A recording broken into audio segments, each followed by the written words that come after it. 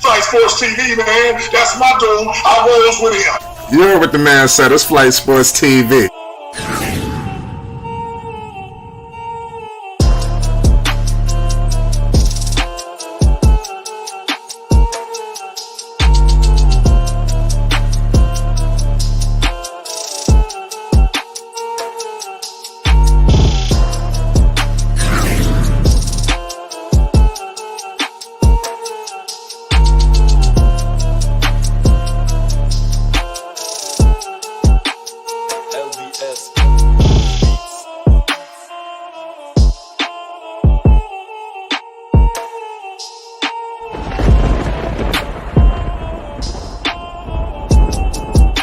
Like I said, Flight Sports TV, that's where it's at. Flight Sports TV.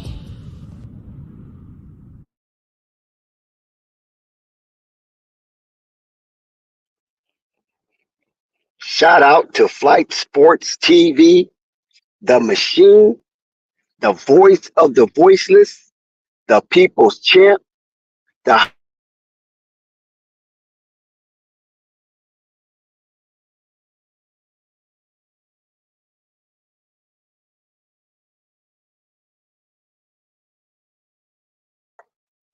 and we got a doozy for you tonight.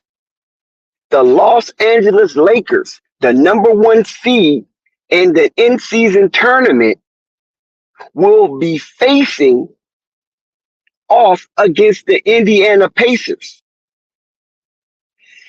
the number two seed. And how respective is this from both conferences?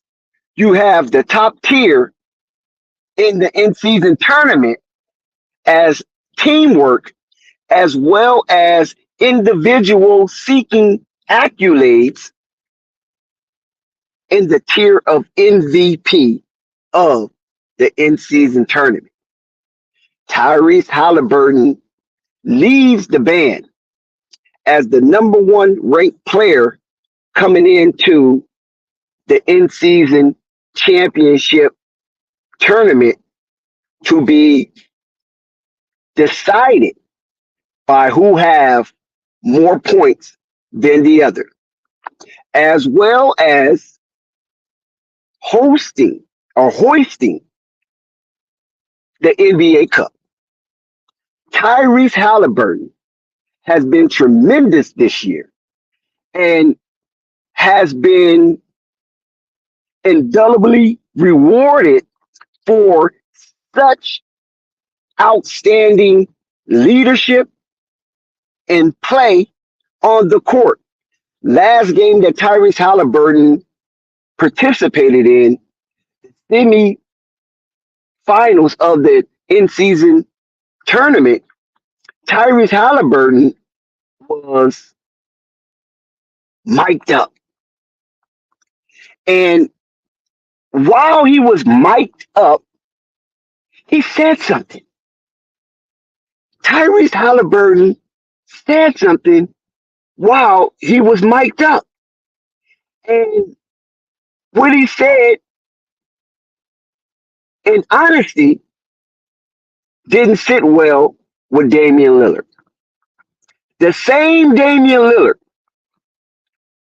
who is a craftsman at showmanship when it is related to Dame time, as he will postulate and demonstrate looking at a watch, an invisible watch on his wrist that will indicate it's Dame time. So Tyrese Haliburton facing the Milwaukee Bucks, Damian Lillard, new team this season, and he hit a pair of crucial three-point shots in the game, which was one, a dagger, and two, basically elevated Tyrese Haliburton as he took down Giannis the Giant and Dame Dollar, aka Dame Time, all in the same shot. And that shot basically have elevated Tyrese Haliburton to the talks of the casuals, not NBA purists, not NBA pundits, not NBA beat writers, and not NBA thorough fans, but the casuals. Because let me tell you this, I got a phone call from a real good friend of mine who is so outside of LA sports. And this individual, all he told me was, Tyrese is my favorite player. Tyrese Haliburton, my favorite player. Man, you see what he's been doing this year? And so I listened to the conversation, listened to the monotone of his voice and the excitement that came from this individual who does not recognize anything outside of LA was magnified based on Tyrese Haliburton. So I said, wow, this is crazy. Now, I was going to mention, well, what about LaMelo Ball and Anthony Edwards? But I said, you know what? It's not the time.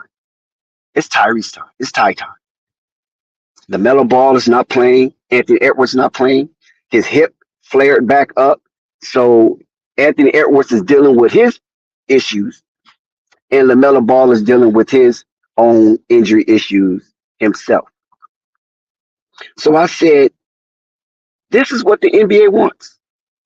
They want the ascension of Tyrese Haliburton. And what the NBA wants, NBA gets. So you have the excitement of the youth looking at Tyrese Haliburton as the next thing coming. And when you look at Tyrese Haliburton numbers, it's justified. Tyrese Haliburton numbers is justified for all of the fanfare he's getting outside of Naptown. We already know that Naptown is going to support their own.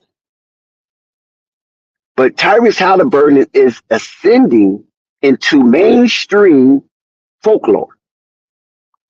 And he already took down one giant, Giannis. You know, Giannis is the fan favorite. So if he took down Giannis, then according to ancient lore, when you strike down a person, then you receive that power from that person. In this case, Tyrese Haliburton struck down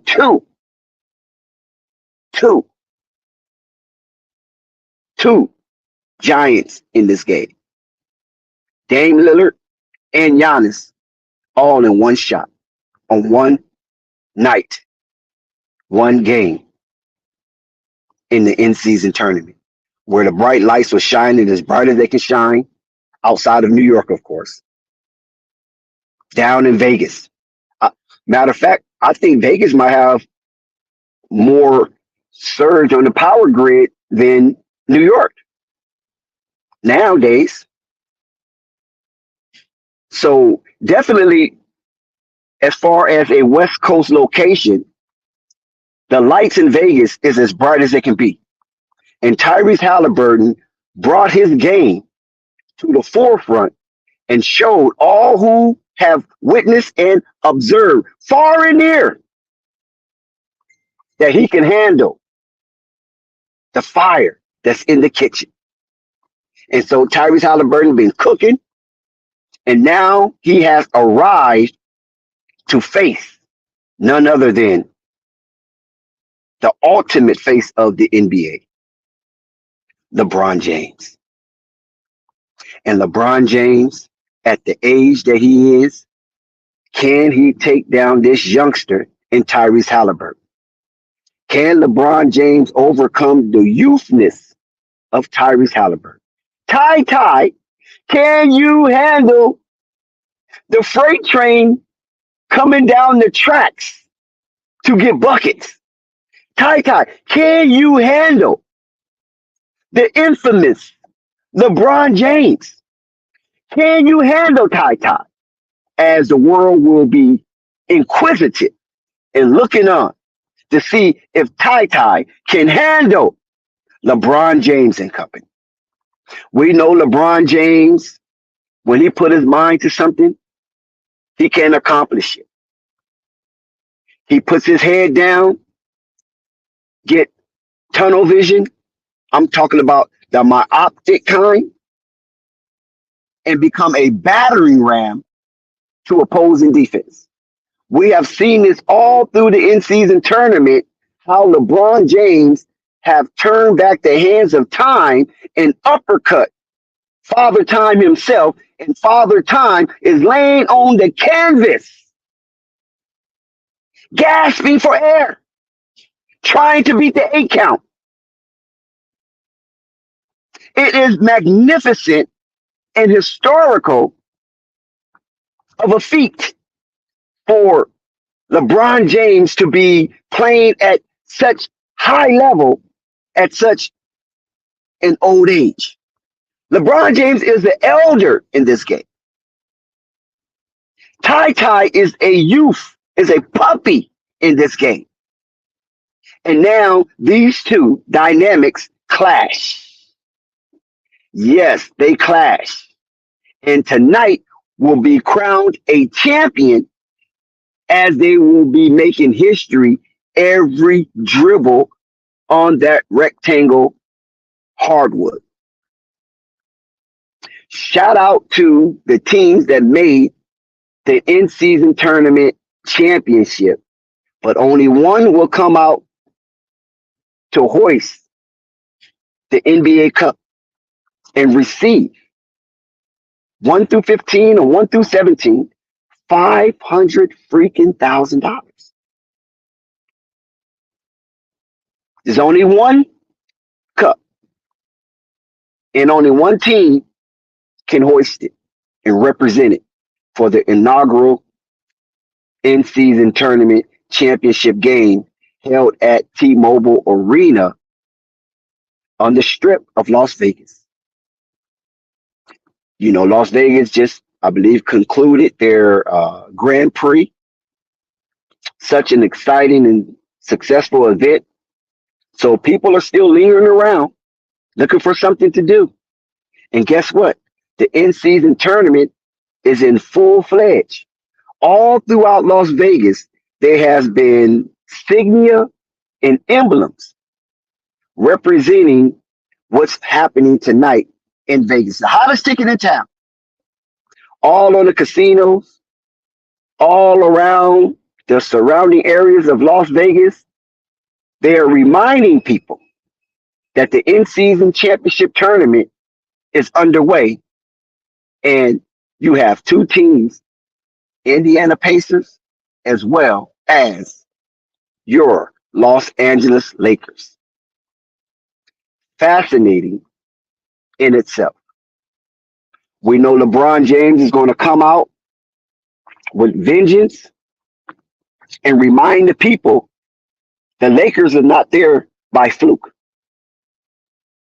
The Lakers are there by their hard dedication and work and concentration in the in-season tournament play. Every time the Lakers saw one of those specialty courts with all of its aesthetics and eclecticness, the Lakers put it in full gear. The Indiana Pacers, led by Ty Ty, when they saw all those specialty courts and the aestheticness, somewhat eclectic, swatched up, they put it in full gear. They concentrated, dedicated, and made sure that every dribble counted. And every dribble was calculated by Ty Ty to direct this here Indiana team. Surprisingly so, as they ran through the thicket of the Eastern Conference in their group to get here. So it wasn't no cakewalk for Indiana. Really wasn't a cakewalk for the Los Angeles Lakers. And now these teams gonna go head to head and clash and lock it up. And let's see who comes out the winner. I know these teams will be bumping and bruising each other. There's no safe place on this court tonight. You got a rectangle with the geometric measurements of 94 feet. And there's no safe place tonight during this NBA in-season tournament. And we're going to see up close and personal how Tyrese Haliburton do his thing. We're going to see up close and personal how old head LeBron James do his thing. Now, there has always been a contrast between the age group amongst the male gender. Who is more important to, in, and for society, right? And now the youth have an opportunity to back Tyrese Haliburton, and help thrust the narrative that society is based on the youth, or the old heads have an opportunity to maintain the narrative that age comes with wisdom, or wisdom comes with age, however you want to paraphrase it, and back LeBron James and say it's the elder statement. It's the elder statesman that keeps society intact because of their experience, put them in a position of leverage over the inexperience. And so it says, old men for counsel, young men for war. Old men for counsel, young men for war. So let's see who wins out this here tonight. Do the council wins out, or do the warriors win out? Speaking of the youth, that warrior spirit that the youth have always engulfed, no matter what, they always have this kind of warrior spirit. And if it's not directed properly, they become rebels. So let's see if Tyrese Haliburton, the young satin general himself, Augustus, take on LeBron James, the older statesman, and Shaka Zulu. Who's going to win this? Augustus Caesar or Shaka Zulu? You feel me on this one? Those who know their history. We can't contribute LeBron James to anything in Mesopotamia or any of the barbers location, geographical location, because he's a dark-skinned man. So we're going to contribute his warrior spirit to Shaka Zulu. So Shaka Zulu is going to take on Augustus Caesar. Yes, I use Augustus Caesar.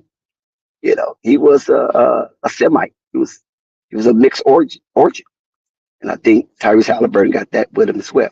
Now, you all know that I got a bone to pick with Tyrese Haliburton. Even though he's coming in as a front runner of the MVP of this in-season tournament, I have a bone to pick with him because he promised me an interview. This was a couple of years ago. Face to face. His girlfriend is his witness. Oh, yes. Very pretty blonde, pale skin, Caucasian young lady. His girlfriend. She was there and she witnessed Tyrese Haliburton promising me an interview, but he snubbed me and he bailed out on his own word. So personally, I have a bone to pick with Tyrese Haliburton. But professionally, the boy is out of control when he got that ball in his hand. I don't know what the hell Sacramento was thinking, letting this kid go and not trying to swerve around, allowing him to depart from Sacramento. I know Luke Walton was the coach. But it all worked out for Tyrese. He got somewhere. Rick Carlisle is allowing his wings to spread. And in doing so, in the system that is ran according to Ty skill sets, he is making good on his promise. And off the record, when me and him talked, without the cameras rolling, because we had a good conversation. I ain't gonna lie, we had a good conversation. Guy's very intelligent. Let me put that to the forefront. Very intelligent, very charismatic, and he's very poignant with his words. So he always presented himself as a professional, as an ultimate professional. Even the owner of the Sacramento Kings highly favored Tyrese Haliburton. But they have to do the best to keep Sacramento rolling in the way that they are. So Sacramento is doing well, even though Tyrese Haliburton is not amongst them. They're doing well. But now he's showing that he can take a lowly team, the Indiana Pacers, and raise them up like Lazarus, and then present Indiana to the NBA world as a formidable opponent. Tyrese Haliburton. And now he's going to take on the living legend himself, LeBron James. And this is going to be a very difficult task for the Indiana Pacers, even though they do have the better coach in Rick Carlisle, championship coach.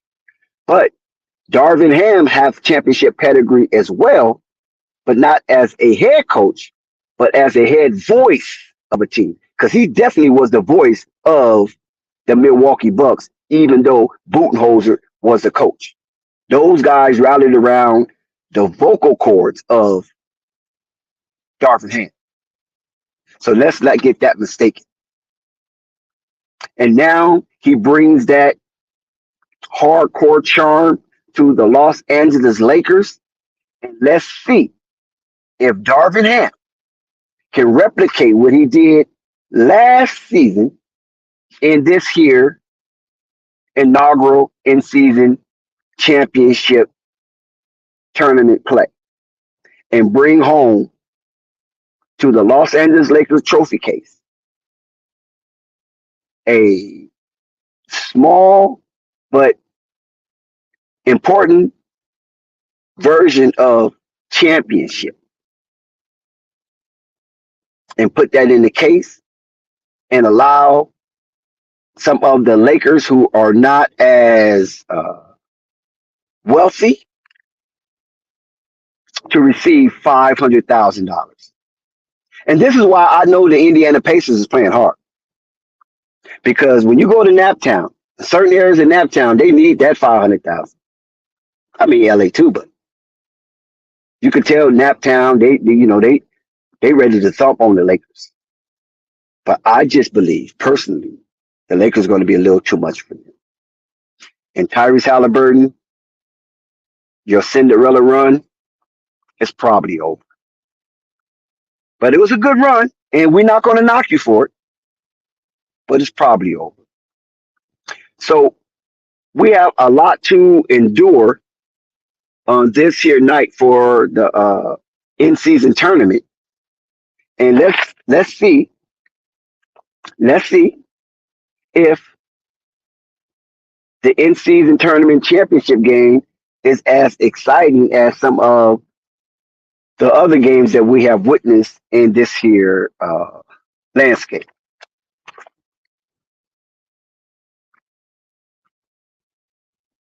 Now, it was a very disappointing showing for the Pelicans. Most people thought the Pelicans would give the Los Angeles Lakers a run for their money because they have played the Los Angeles Lakers fairly competitive throughout the years.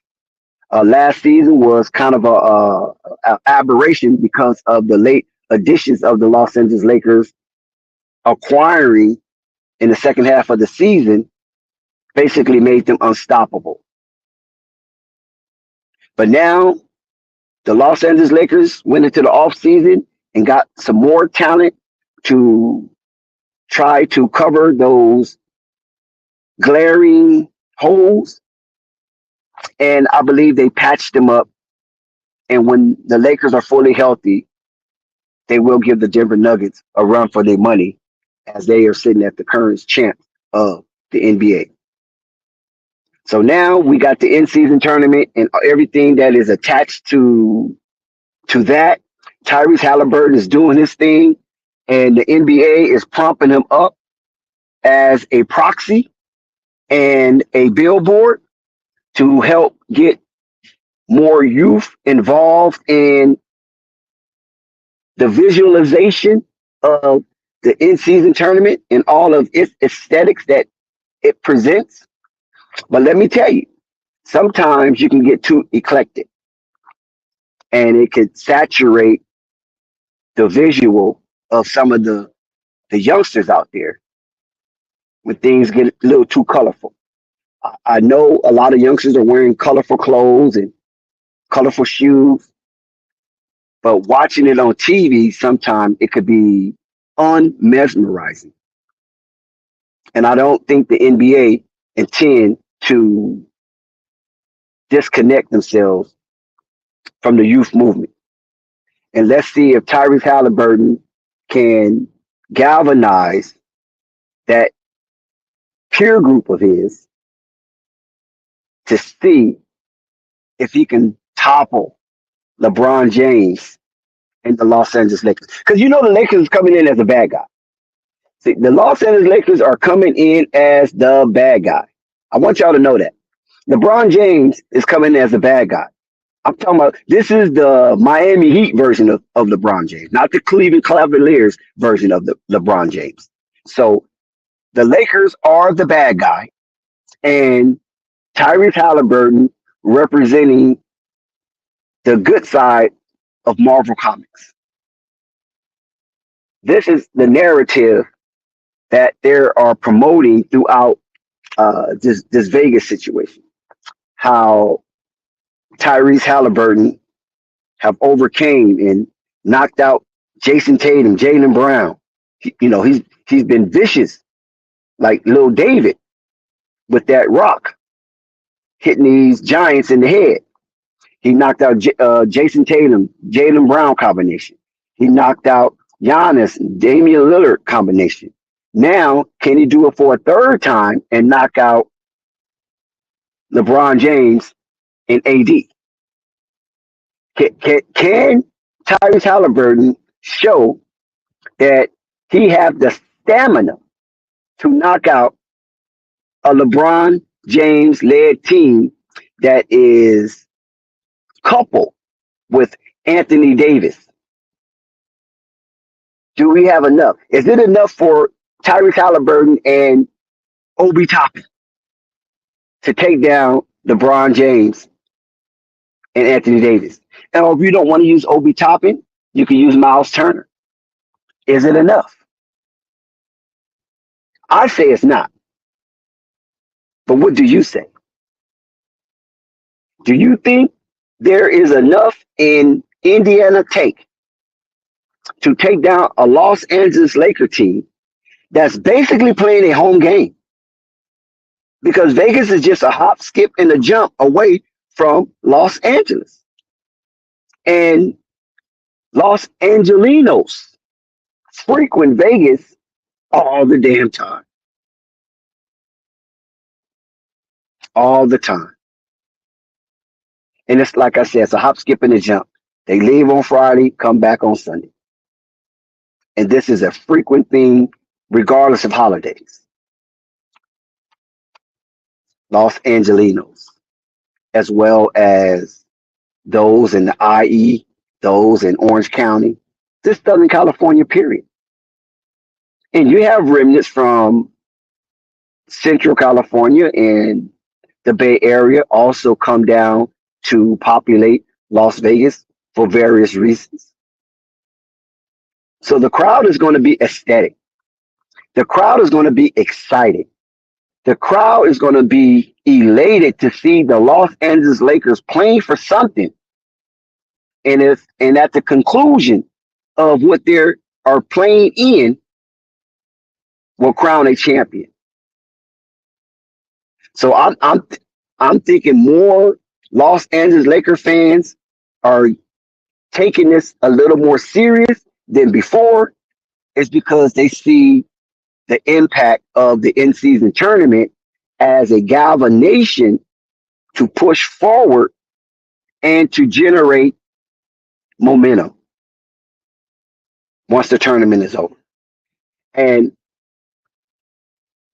the $500,000 in these players' pockets, I think they'll be a little more juiced to finish out the season, the rest of the 82 game remaining of the 82 game season, with 500,000 in their pocket. They'll be a little more juiced. I think their skip will be a little more profound, and I think their hop will have more bounce as the season progresses to close out at the break and then restart after the All-Star weekend.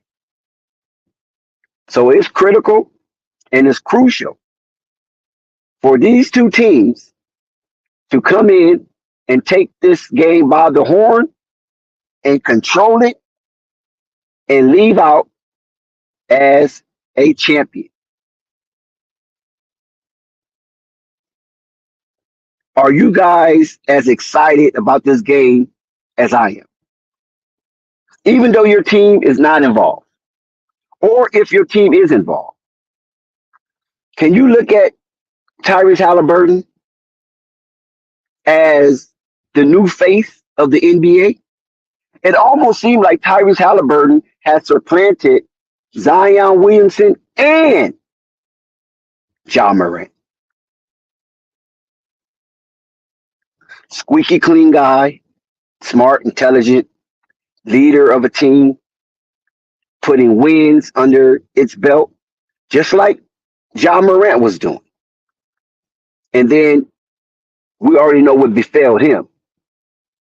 And now he's been crucified to some degree. But now the NBA has a young face that they can look at, and he appears to be sustainable. We all know that LaMelo Ball is that guy, but LaMelo Ball is not on the court. And LaMelo Ball team is not above 500. They're a subpar team. And Michael Jordan, the lore of Michael Jordan is gone. It has dissipated. Especially with the allegations and the conspiracies that's out here once again about Michael Jordan. So he takes off and get on his $200 million yacht and cruise the Riviera, the French Riviera.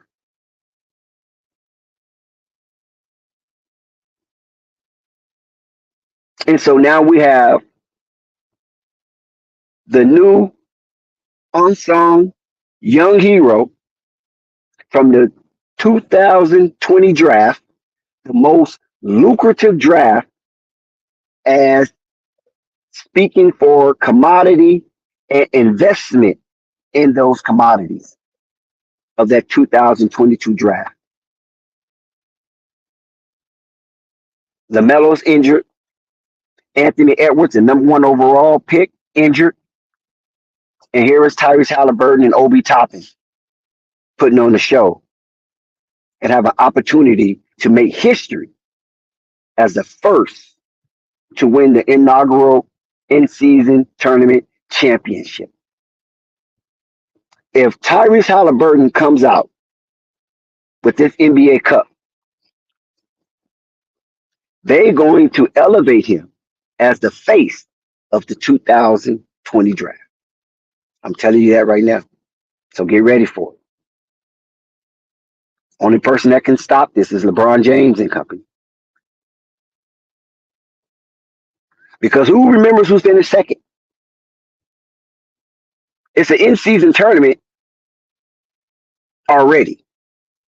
And some people feel that this is a distraction from the regular season. So if you don't come out winning this cup, who's going to remember that you was runner-up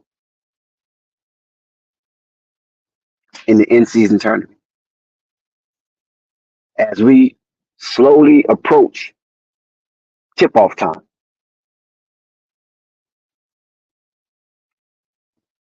Indiana Pacers versus the Los Angeles Lakers. David and Goliath. This is what this is. David and Goliath. And when you want to revisit history, in 2000, these teams met in the NBA Finals. And the Lakers prevailed. Shaq and Kobe era Lakers prevailed.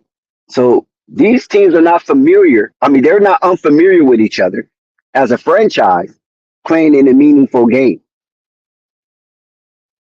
As the Los Angeles Lakers won their first of three, beating the Indiana Pacers in 2000. And now, here we are, 23 years later. LeBron wears 23, right? LeBron wore 23. That was his initial number. And here we are 23 years later. And if you do any math, because math is the universal language, 2 times 3 is 6. LeBron currently wear number 6. So let's see if this numerology has anything to do with the Los Angeles Lakers coming out on top of this inaugural in-season tournament as the Indiana Pacers await their doom, according to my perspective. And the Tyrese Haliburton narrative will come to a screeching halt, facing the length and defensive mindset of the Los Angeles Lakers as they will build their Fedorian wall as a impenetrable fortification against the Indiana Pacers. The Lakers' length might be their undoing.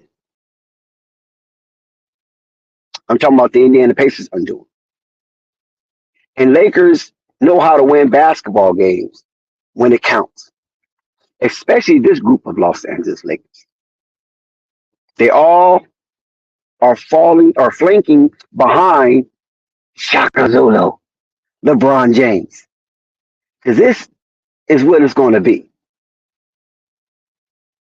Shaka Zulu versus Augustus Caesar. Who wins? Because Augustus Caesar was more finesse. He lived a very promiscuous life. Not that Tyrese does, but it just shows you that Shaka Zulu was mainly focused on securing the territory for his people and only associating with the British to the degree that it only helped his people. Shaka Zulu versus Augustus Caesar. The showdown begins in minutes. Are you ready for what's going down tonight?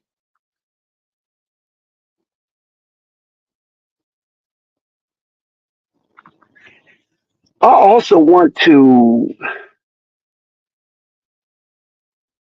mention some of the X factors. What are some of the X factors tonight in this ball game? Do you think uh, D'Angelo Russell, Rui Hachimura, Arkansas 15 are some of the X factors in this game? Do you think it's Vanderbilt, Teron Prince? Who are some of the X factors for the Lakers that will help propel them to be the first to hoist the NBA in-season tournament cup? Because you know LeBron wants this. Make no mistake about it.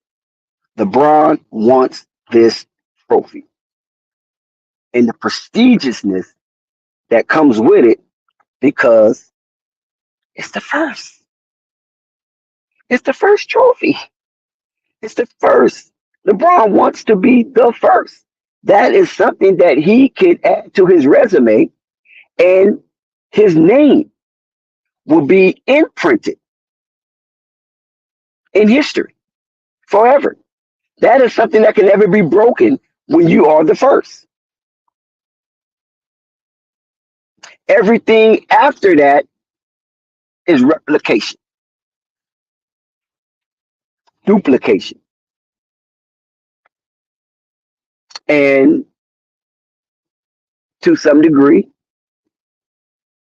I think LeBron would take it as flattery. Because isn't imitation the best form of flattery? So if he becomes the first, then everybody else is imitating after him.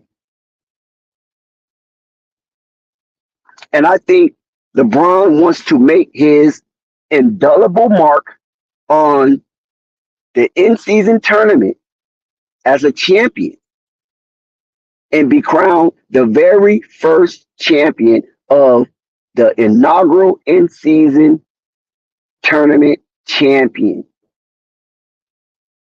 You can't knock nobody for that. Because if we all have that real competitive spirit, if we have the opportunity to be first, we're going for it. Because like I said, if you have siblings, there was always that first. And nobody could supersede that because it's impossible to be born again physically to be first.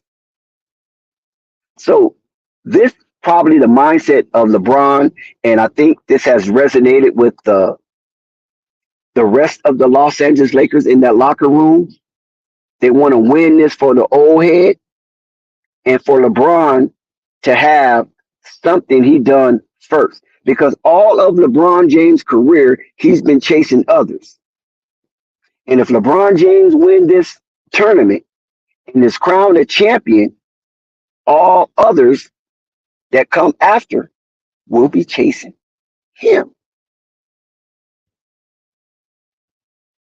And I think LeBron have encapsulated this narrative to the degree that he's playing above and beyond what he normally plays at this stage of the season in his latter years.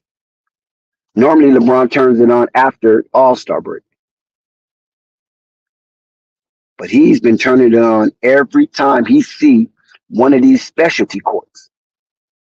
He turns it on. And right now, LeBron James is number 2 for in-season tournament MVP. And the number 1 guy he has the opportunity to take down tonight, and that is Haliburton. If he beats Tyrese Haliburton in this championship, the soaking of Tyrese's celebrity ascension in the NBA in this early phase of the season will totally be poured down the drain because everybody be talking LeBron and the Lakers. So Tyrese Haliburton, I know this doesn't sit well with him, knowing this scenario. So he's going to be out here working his fanny off to make sure LeBron James don't win this first one. And he's going to do whatever he can as he curate his offensive sets and defensive sets to try to stave off the invigorous motivation of LeBron James being the first to capture the in-season tournament championship. So both men that are leaders of their respective team have an agenda. I'm talking about a personal agenda, outside of team agenda. LeBron James being the first to win, and Tyrese taking this moment and using it as a tapestry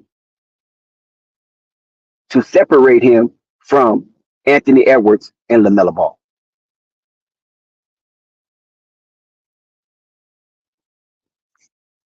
Like I said, I talked to the young man, and he was fascinated. Talking Tyrese Haliburton. Tyrese Haliburton was fascinated over the love that LiAngelo Ball was getting in Summer League. And Luke Walton and Alvin Gentry was sitting next to him on his right side. And his lovely Snow Bunny was sitting next to him on his left side. And he turned over to Alvin Gentry and spoke these words emphatically. Why are they going nuts over this guy? Everything he do, the crowd is going nuts. What's up with that? And Alvin Gentry, who coached Lonzo Ball as a Pelican, folded his hands, leaned his head to the side, and was like, I don't know. And I'm sitting there watching all of that. So if Tyrese will be honest and will be guided by a moral compass, he would tell you this is true if ever asked.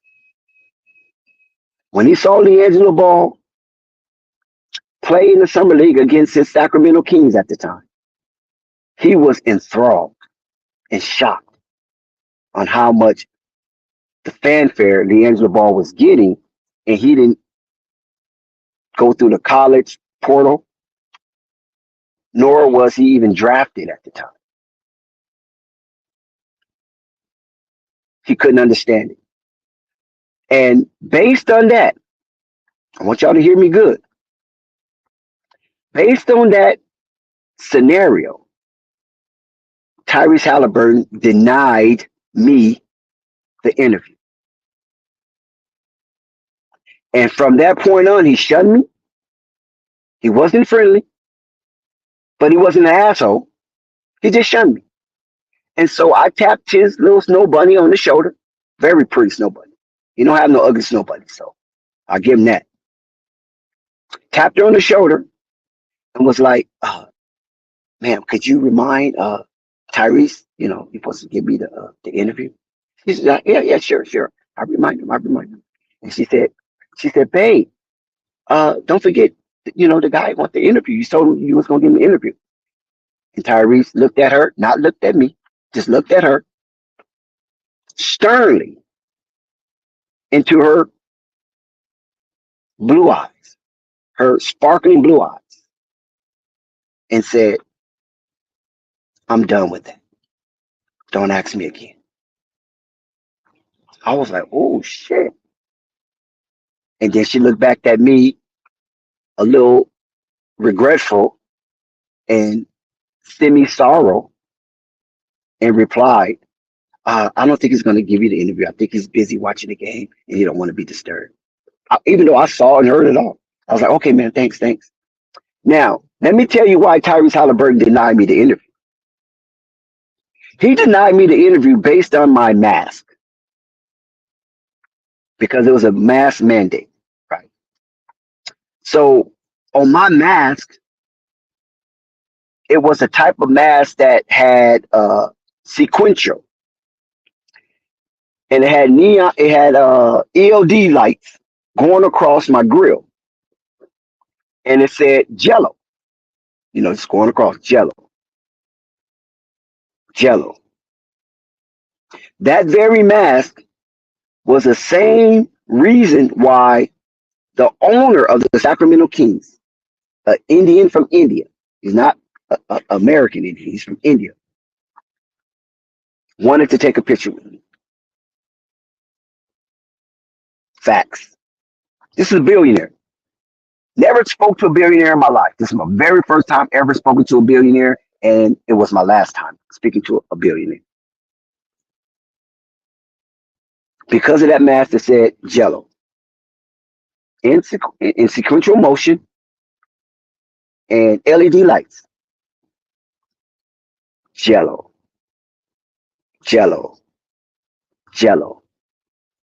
And it was like, you're sitting right behind me.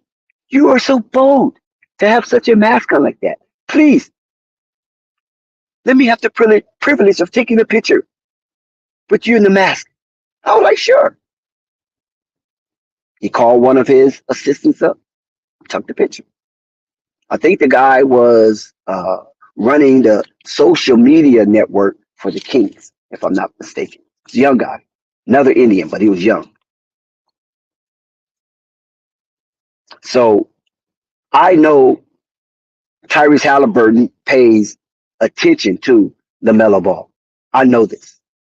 Because if he didn't, then the LiAngelo issue wouldn't have deterred him from being committed to his work. Now, that situation is in Flight Sports TV treasure trove inside the vault down in his library.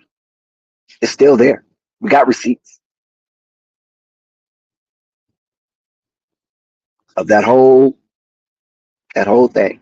It's in his library. Just go check it out. Summer League 2020, I think. 2021. I think it was 2021. And you can see the interaction and the engagement of me and Tyrese Haliburton. So I'm not unfamiliar with him. So it's not like I'm jumping on his bandwagon because of his spectacular play and his celebrity ascension inside the NBA landscape. I actually had face-to-face with him. Not only with him, he was comfortable enough to allow me to talk to his girl, even though he didn't interview. So I'm happy that he's here as a professional,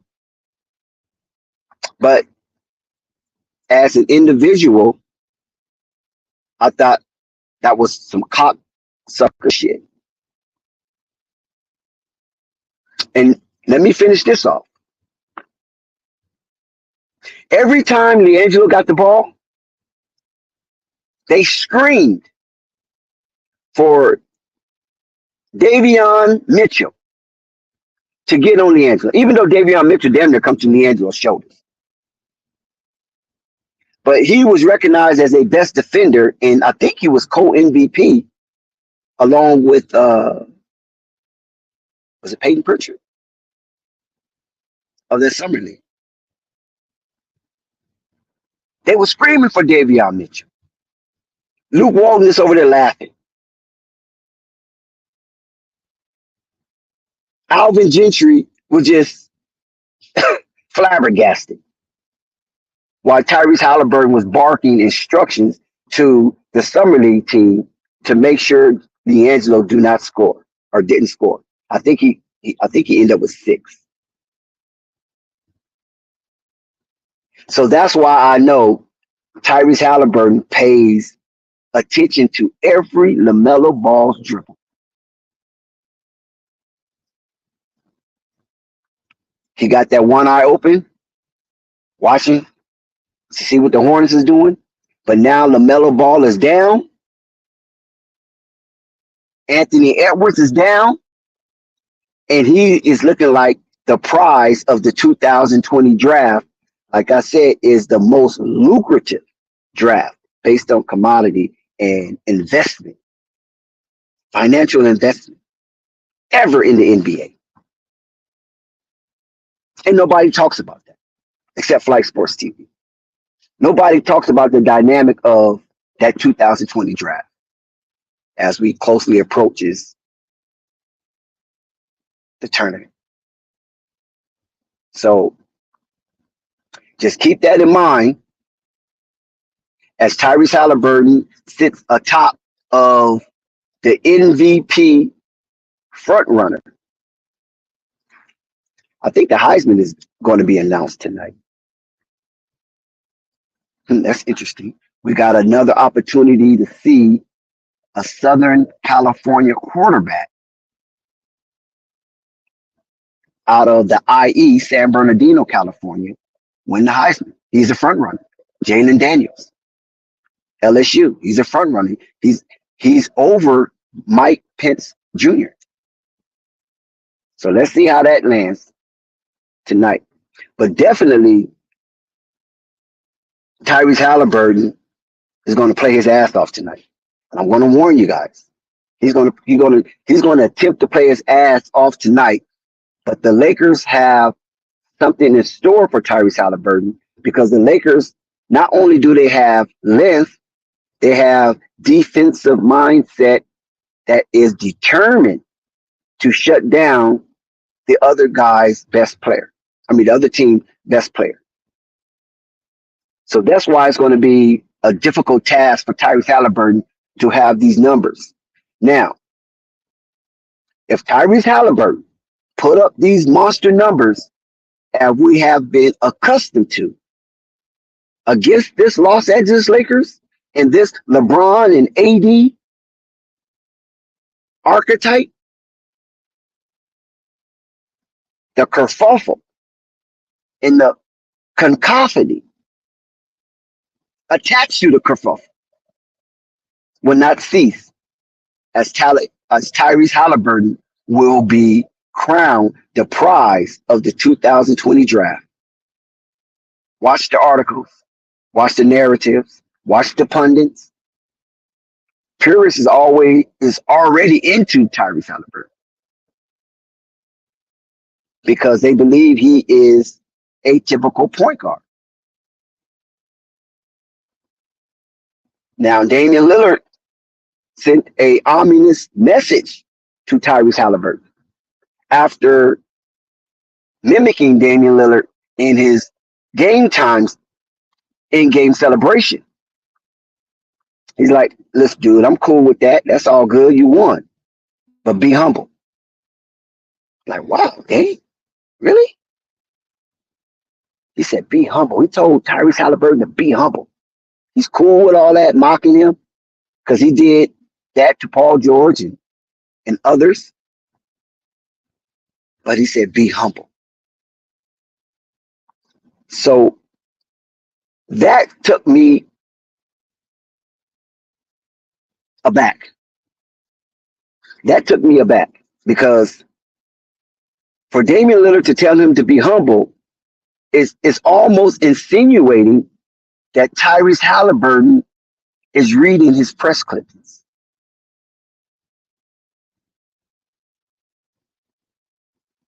Because you normally don't get that kind of feedback from other players who is a part of the same union that you are, the Players Union Association.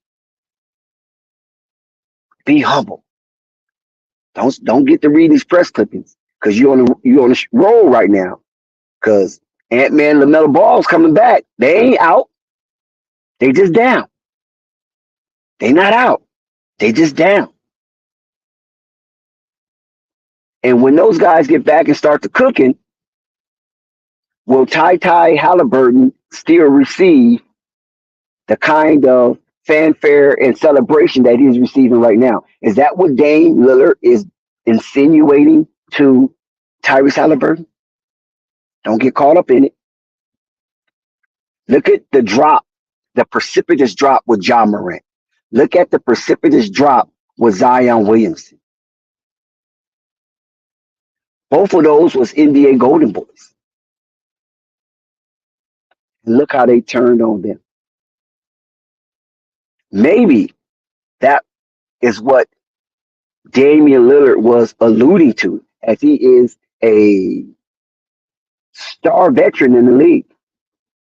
And he's seen a lot of come and go. He's seen a lot of up and down. So hopefully Tyrese Haliburton take heed to the message that Damian Lillard offered him. And don't get caught up in the press clippings. Don't get caught up in the bright lights, because the NBA will use you and the NBA will dispose of you. All in the same day.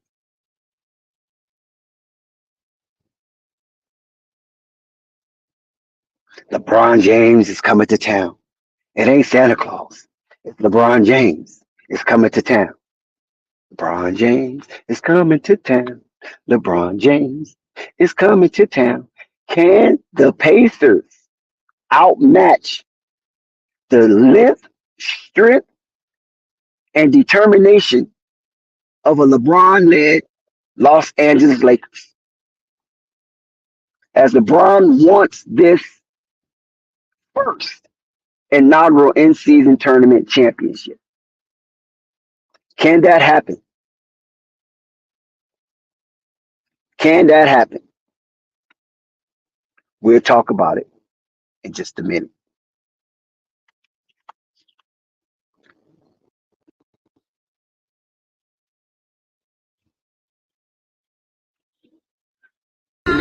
Speaking of prime, I remember when I was eating with prime. On the prison mission, so you know we'll see you in time. I'm from a hood where you get slapped just for speaking your mind. So much energy, some energy, keep that in mind. Living on top of my phone, so don't speak.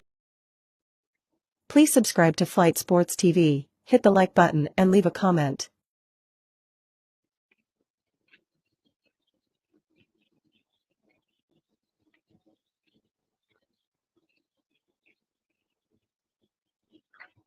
In-season tournament.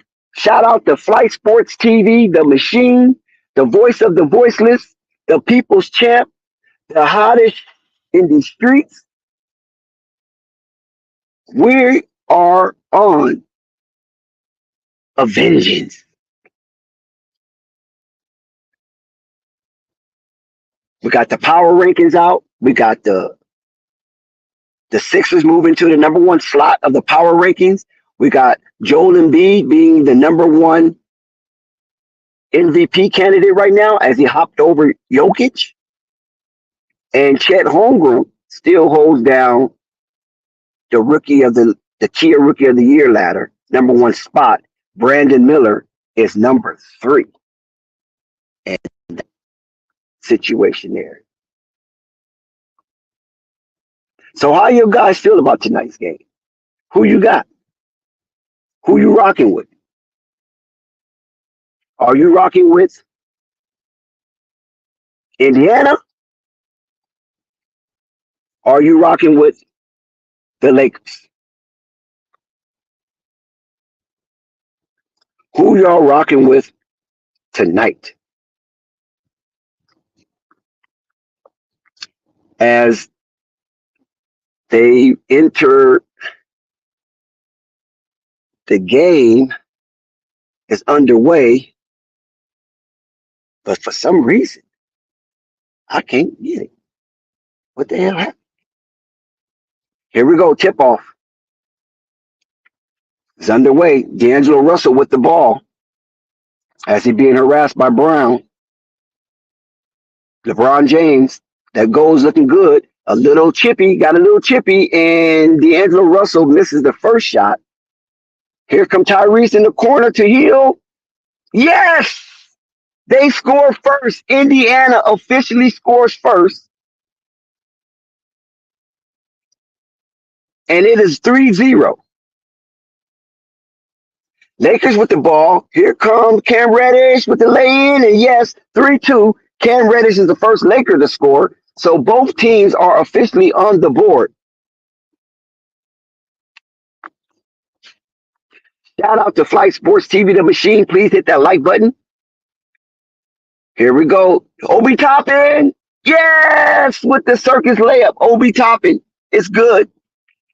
5-2. Indiana with the first lead. D'Angelo Russell backdoor. D'Angelo Russell puts it up, and D'Angelo Russell is fouled. It looked like that tax lien will be levied against Brown.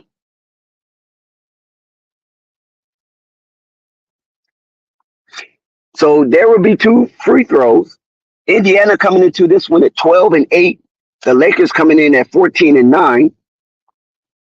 D'Angelo Russell misses his first stimmy.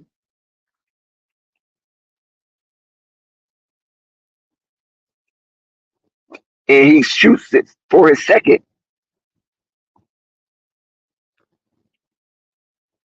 And he makes it. So the Lakers do get points out of that foul, but not as many as they would want it. And here comes Tyrese Haliburton representing that 0, that cipher. Oh, he's trying to go up to Obi Toppin. No. LeBron James breaks it up. The defense. Oh, what a crossover. Defense. Anthony Davis with the slam. Anthony Davis with the slam. He cleaned up the mess. It looked like the Lakers was turning the ball over. And now another 3-point shot. Miss, but rebound for a second chance. Tyrese. No. Tyrese misses his first shot of the day. Maybe the lift is bothering him. LeBron James all the way down on the knee. Misses.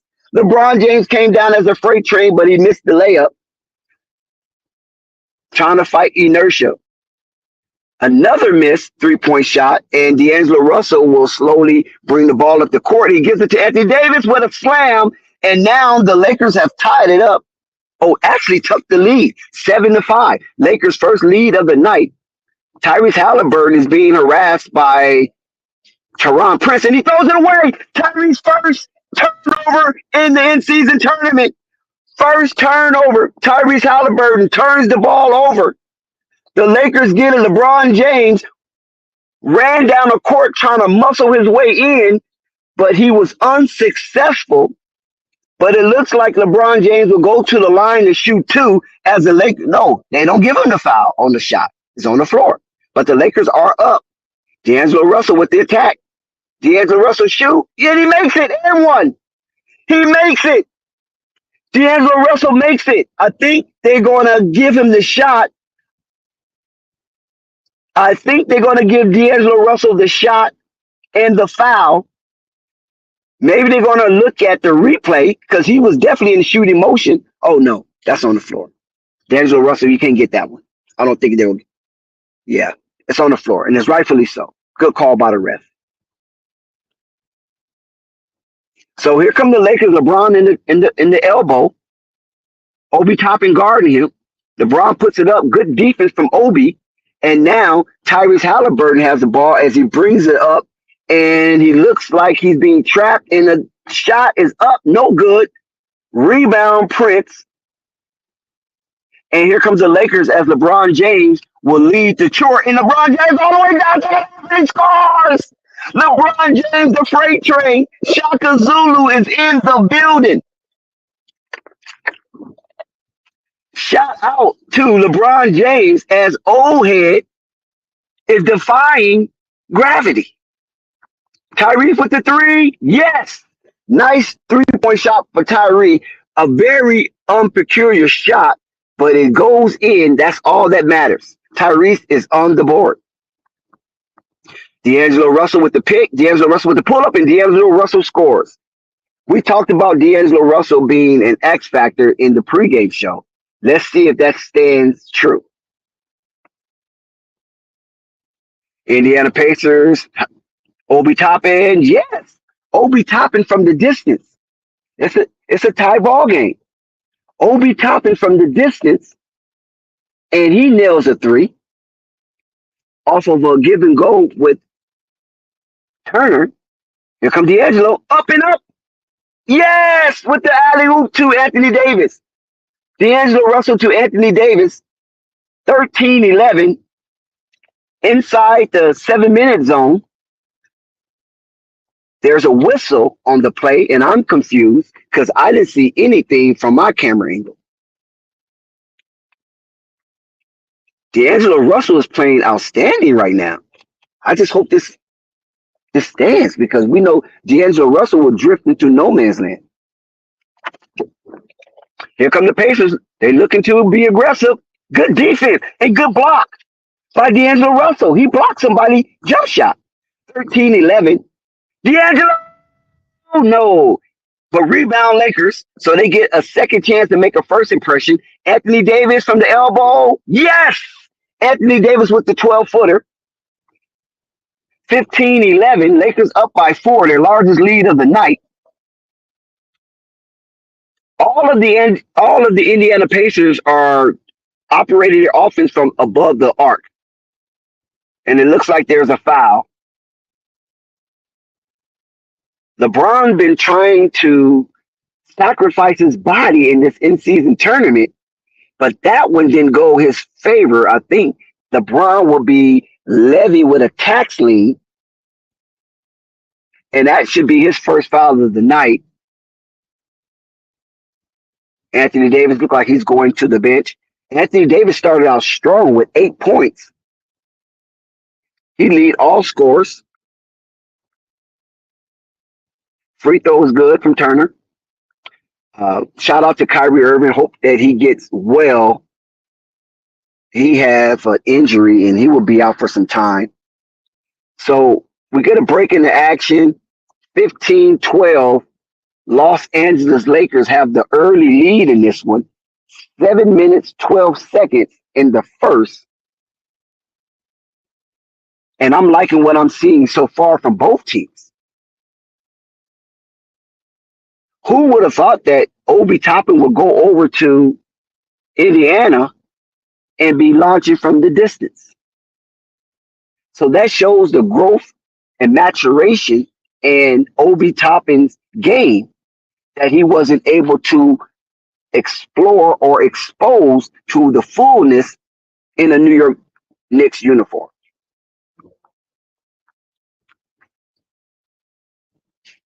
Please subscribe to Flight Sports TV, hit the like button, and leave a comment. Yes, make sure y'all hit that like button and participate in the chat and be totally engaged. Good, bad, or indifferent, as long as it is respectful.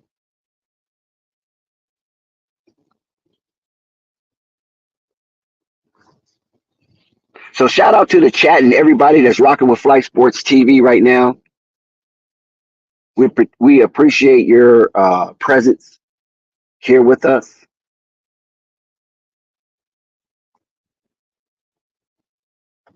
As we're on a commercial break, how do y'all like the game so far? I know we only 5 minutes in, but these 5 minutes of basketball look pretty exciting, and both teams look like they're hungry, and the table is set. Who's going to feast? Who's going to overeat? That's what I'm looking for. I'm looking for the overeaters. I don't want nobody coming in famished. I want you to come in and overeat. Leaving famished, excuse me. I want nobody leaving famished. I want you to come in and overeat, to be so full that you can barely walk off the court. The table is set for the inaugural in-season tournament to be the first to brag about the NBA Cup. Yes.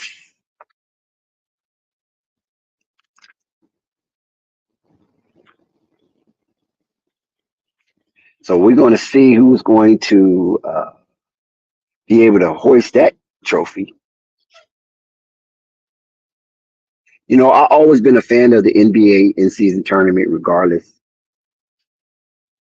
I just I just wanted mainly the underdogs to really like get the tournament. But since I'm a Laker fan and my Lakers are representing, I have to stay with the Lakers. I can't go against that. Shout out to Douglas. Shout out to Ahmad.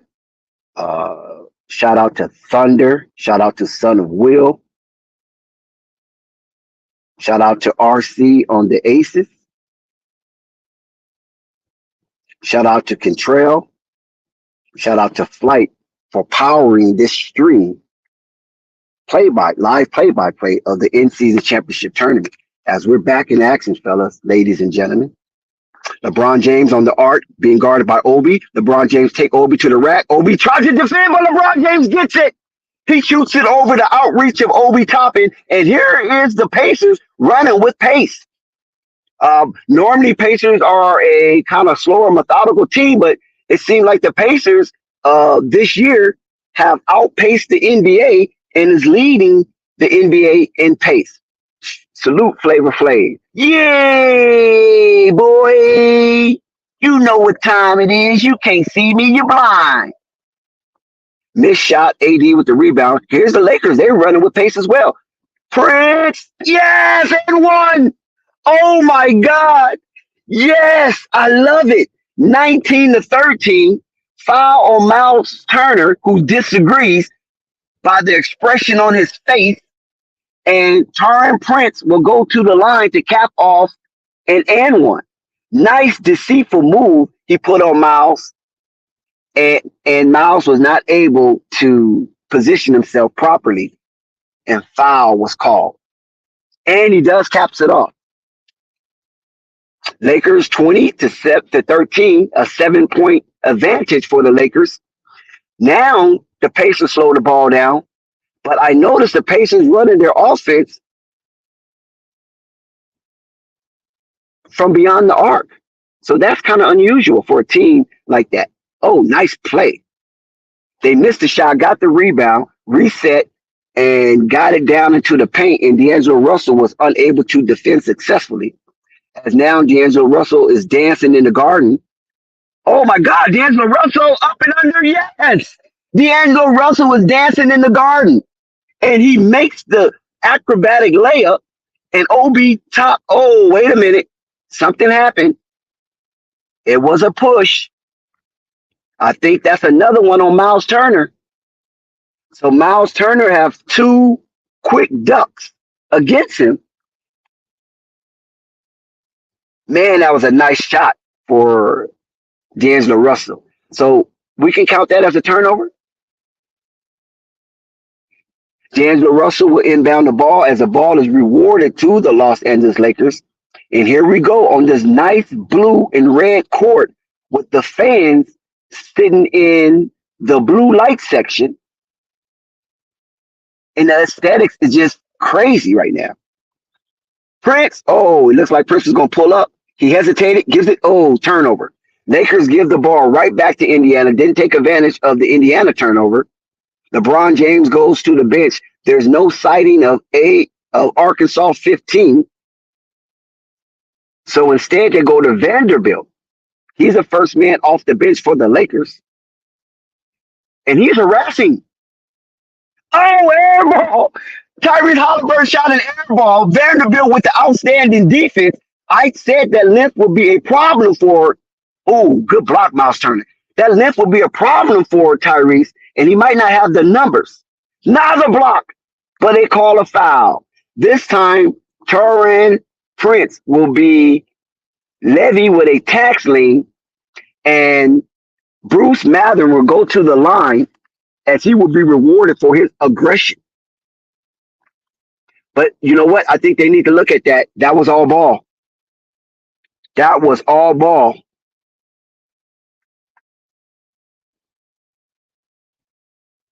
No, they will not review it. Play stands as called. Bruce Mathern makes the first free throw. 22-16. Lakers up by 6. early on in the 5-minute zone of the first quarter.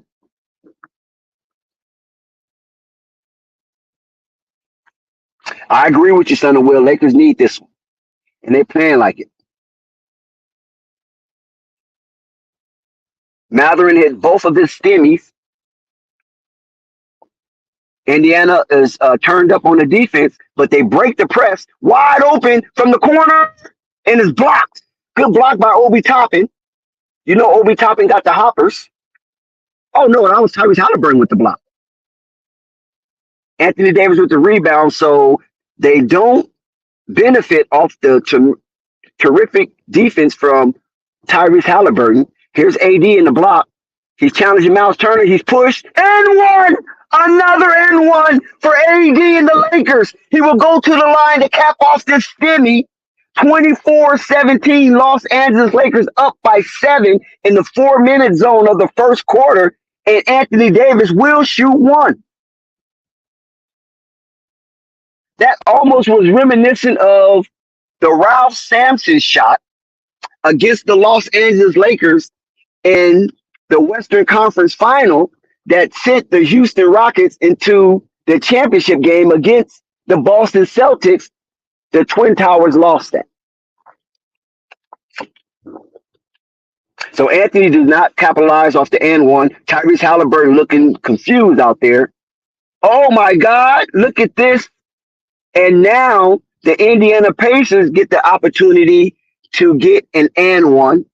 And once again, Bruce Matherin is shown why he is a mainstay for the Indiana Pacers. Arizona Pac-12 finest, Bruce Matherin.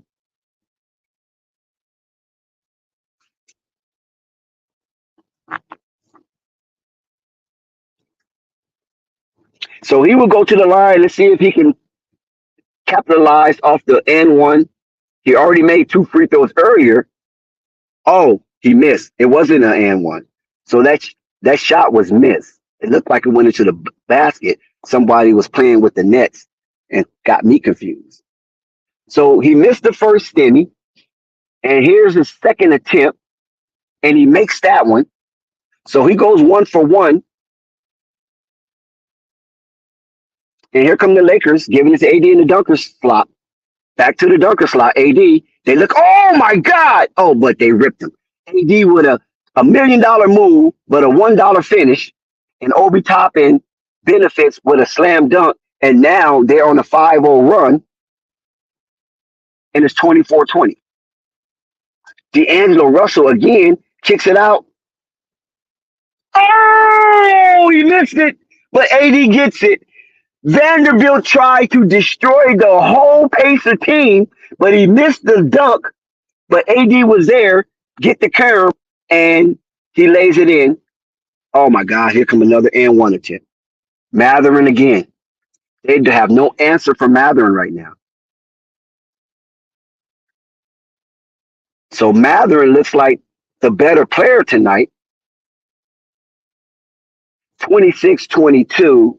Los Angeles Lakers with Matherin at the free throw line to cap it off. Tyrese Haliburton is playing like he's shook. And it's kind of surprising because he looked like he was a general in control of his troops. But right now, Bruce Matherin have taken up the shore.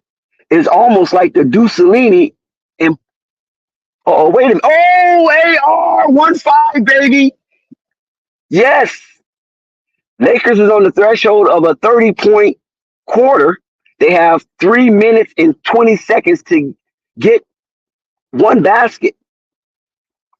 Nice defense. The Lakers are playing some outstanding defense. And it's like listen, Haliburton don't have no clue what he's going to do. Haliburton just throwing up anything.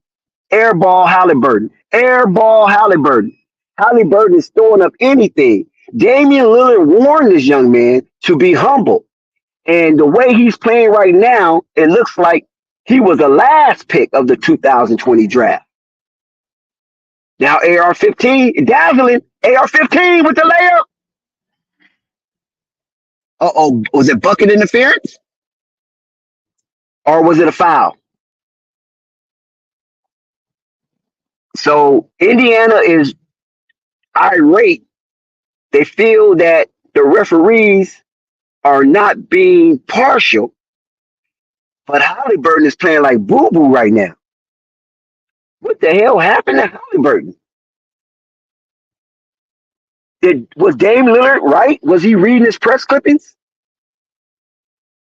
Because Sacramento chose Darion Fox over him, and now he have an opportunity to run and operate his own team, and he brought Indiana from the thickets of the Eastern Conference in-season tournament as the upper head, but now it seemed like Halliburton lost his mojo.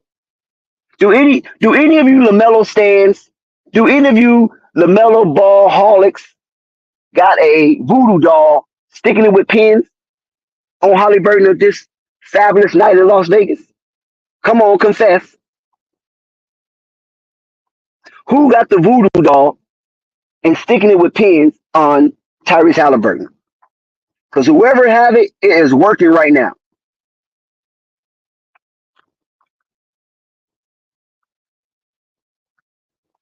And LaMelo is at home with his leg ankle pumped up as Anna Montana rubbing them little really bright legs of his, skinny legs of his, trying to get the blood to flow to help heal him faster than normal.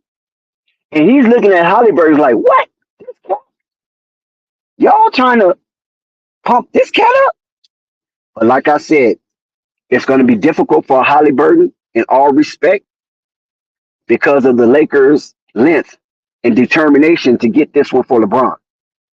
I'm convinced of that. Nobody told me this, but I'm just convinced just by the optics of how the Lakers played on these specialty courts and then on the regular courts. The Lakers are undefeated. The Pacers are undefeated, but the Lakers are ranked first. They are the top seed in this in-season tournament, and I just don't think that LeBron, the way that he thinks, anytime that he is ranked number one, he wants to finish the job and close the deal. Shout out to Sky. If you want to come up, Sky, you can. I know you got your conspiracies at hand.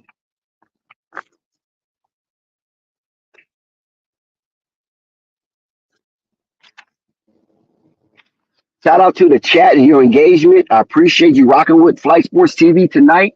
And we thank Flight for inviting us into his space and integrating us onto his platform to be able to showcase this in-season tournament championship game. Indiana Pacers, the number 2 seed, and the Los Angeles Lakers, the number 1 seed.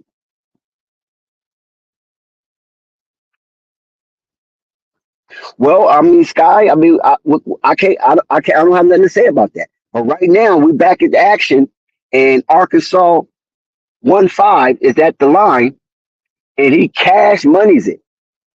All panties, no draws.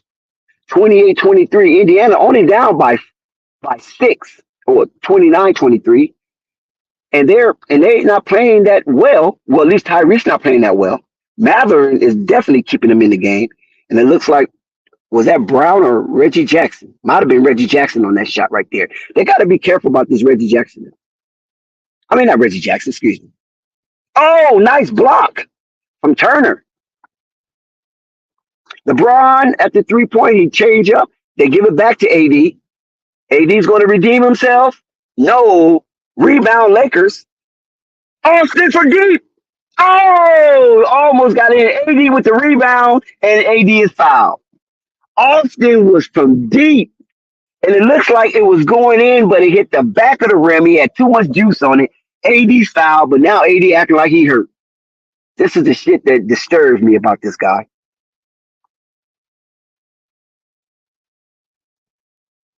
So Rick Carlisle is looking around to his staff to find some kind of answer because he see how this game is going. 29-25 Lakers, AD with two stimmies ahead of him. He makes the first. The check don't come back insufficient funds. So now he has an opportunity to hit the second leg of the stimmy. Lakers hit the 30-point threshold for this quarter at the 2:15 mark. And Antani signed a $700 million deal with the Dodgers. AD misses the second free throw, but it is out of bounds, tip, last touch by the Lakers.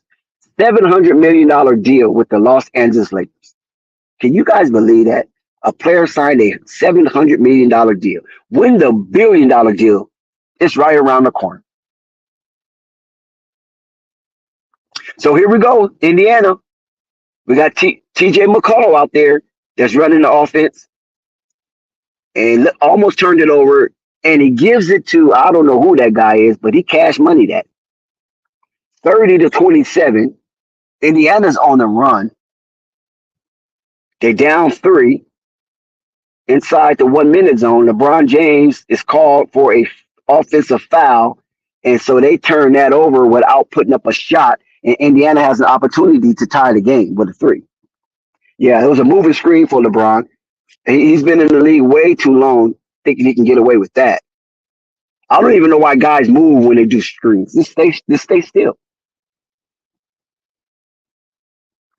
3-point attempt missed, but tipped in. Wait a minute, was that a foul? Miles Turner, what happened? Was that a foul on Miles Turner? I mean, yep, it was a foul. So that foul looked like it was on Rui Hachimura as Miles Turner came in with force for the offensive rebound and was able to tip it in and got, did he tip it in or not? Because the score hasn't changed. Yes, he didn't tip it in, but he did get fouled on the attempt. So it's a 2-point ball game, 1-possession game, and if Miles Turner hit this shot, the Lakers will be up by the slimmest of margin.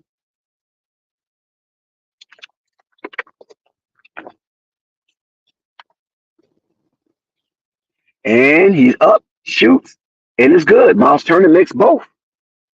So 30-29 game. The Indiana Pacers have chewed up that 7-point lead. LeBron James back in the game. Anthony Davis missed a easy layup to me. So let's see.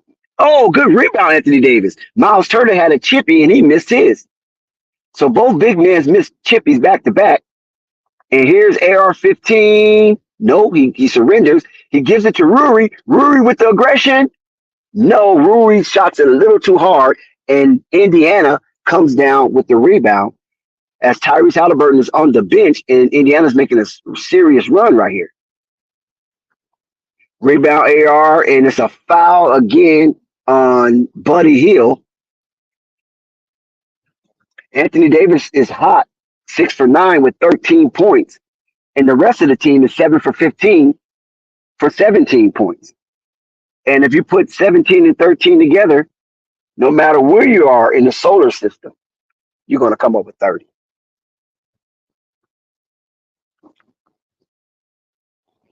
So it looks like there's going to be some free throws. I think Indiana is in the bonus because Arkansas 15 is at the free throw line. Let's see if he can, little Richie Cunningham, make these free throws. Wait a minute. What happened? I missed something. Well, he made both his free throws. 32-29. Fast clock engaged for the first quarter. 40 seconds to go. They had to get the ball past half court, and they do. Tyrese Haliburton is still on the bench. Oh, what a block. What a block by Vanderbilt. You can't do that here. AR, no, he gives it up. AR gets it back. Good defense for Indiana, making the Lakers reset. Ooh, nice move from AR. Oh my God. Nice Euro from AR. And the Lakers have a 34-29 point lead. Indiana will set for the last shot. 9, 8, 7, 6, 5, 4, 3. Lakers with the rebound. 2, 1. Chunk it up. No. AD did that on purpose. He didn't want his shooting percentage to go down. He should have been chunked that ball up. Lakers take the first quarter, 34-29. Lakers do get past the 30-point threshold for the quarter, and that's a good sign for the Los Angeles Lakers early on in this inaugural in-season championship for the NBA Cup. Uh-oh, I got company. Dayo, what's up, my man? Oh, what's good, bro? I just walked in the crib, so I'm just listening for a little bit while I get Yeah, situated. come aboard. Welcome, you welcome. Come aboard. I know Yeah, since you but said you just walked in, so I don't know how much you've seen of the game. I ain't even get to watch Elaborate. the game yet. I just been really listening to you break it down for real. I ain't even turn it on. Oh, okay. I appreciate that. But yeah. So what you been up to? What you do today? Shit, I just got off work.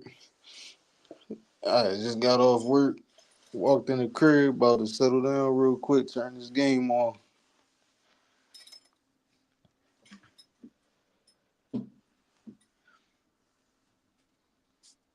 Well, so far the Lakers are showing that they are the better team. I think Tyrese Haliburton had an awful first quarter. The height of the Lakers have bothered him since the onslaught of the game, and he's been shooting air balls, turning the ball over. It's just ugly for Tyrese Haliburton right now. You think you gonna turn it around? It's going to be difficult because like I said, when you look at the wins that he played, most of the guards he played against were smaller guards, except the Jalen Browns of the world. But I don't know if the Jalen Browns took him on, mano a mano, or they just played kind of zone or switch. But the Lakers been kind of blitzing him at times because Tyrese he struggles with his handles, and that's what it's Mhm. showing because he's shooting the ball way before the offensive set when the Lakers are blitzing him. So I think he's very uncomfortable with his handles right now, Mm. and it's just glaring. So we'll see if he turn it around or not. Because, like I said, he's a number one front runner for MVP of the in season tournament, and right now he's not making a strong case for it. Right.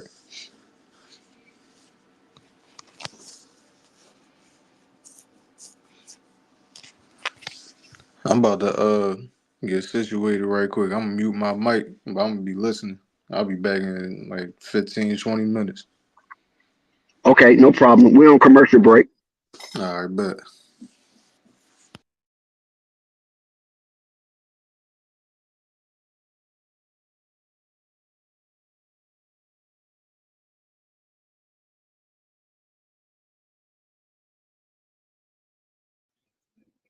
So there you have it. We got a miniature synopsis on what was going on, and we relayed that to Dale. And thank you for gracing the panel, Dale. He said he'll be back. He got to get himself settled in and ready to put his content forward. Dale is very methodical about how he unleashes his content.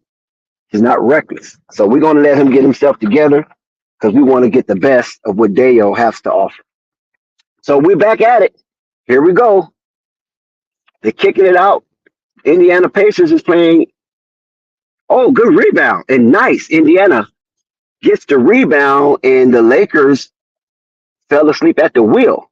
The Lakers play really good defense, and that's frustrating when you play that kind of a defense and you still relinquish a basket. LeBron from deep. Nope. Hits the front of the rim. I think that was his first 3-point shot of the night. So LeBron looks like he want to start getting involved now as we enter the second quarter. And here we go. Pacers got on the run. They down by one. Tyrese Haliburton has been fairly absent.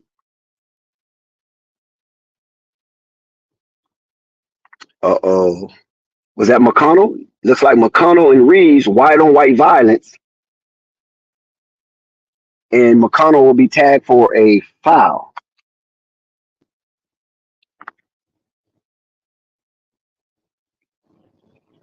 So here we go. LeBron, no. Rebound Woods. AR, yes. Boy, this AR is a mess. Arkansas 15 is a mess, ladies and gentlemen. This guy is the real deal. If he sneaks around and get the MVP of this game, that's going to be crazy. Matt Christie is getting a lot of rec. Oh, nice pass to LeBron, and he scores. Matt Christie with the unbelievable bounce pass got it into LeBron, and he scores it with ease. McConnell, oh, good block. Good defense from the Lakers, but they don't control the ball. The Lakers is making it difficult for the Indiana Pacers, but they're only up by 5. So Indiana is still in this game.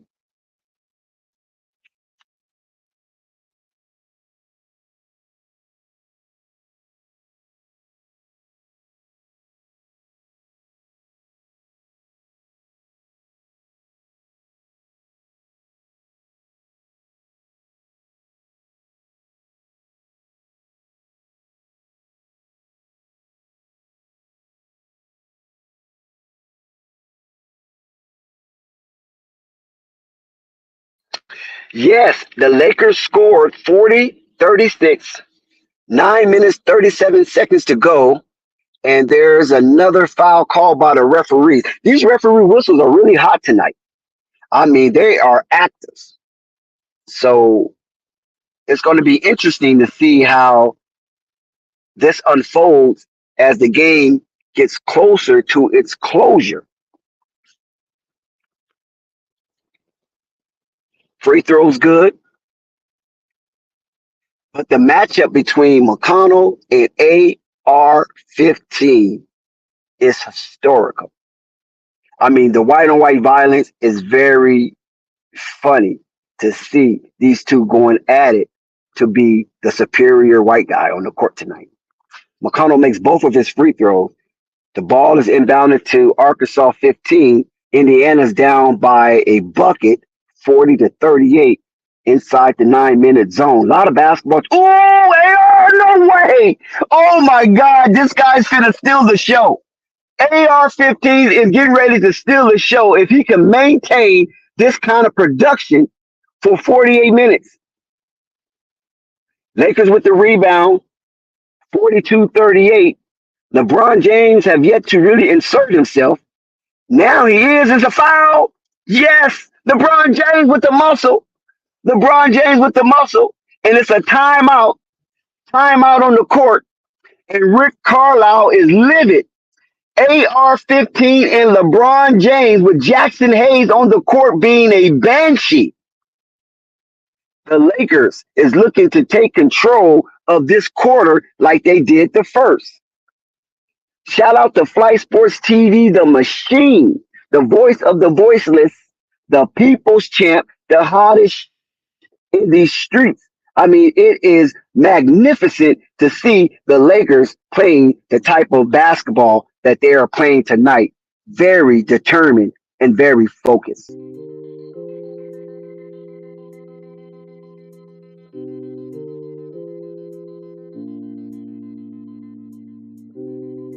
Please subscribe to Flight Sports TV, hit the like button and leave a comment.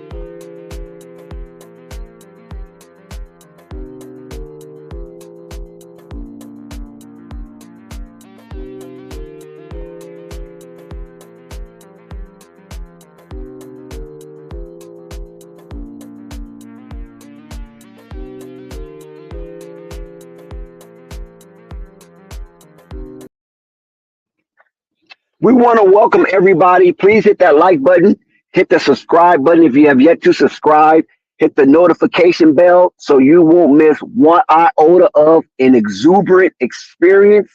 Hit that Cash App, hit that PayPal, hit that Super Chat. Let's go. Put some skin in the game, be a brick in the wall, and building something that is not only extravagant, but highly detailed.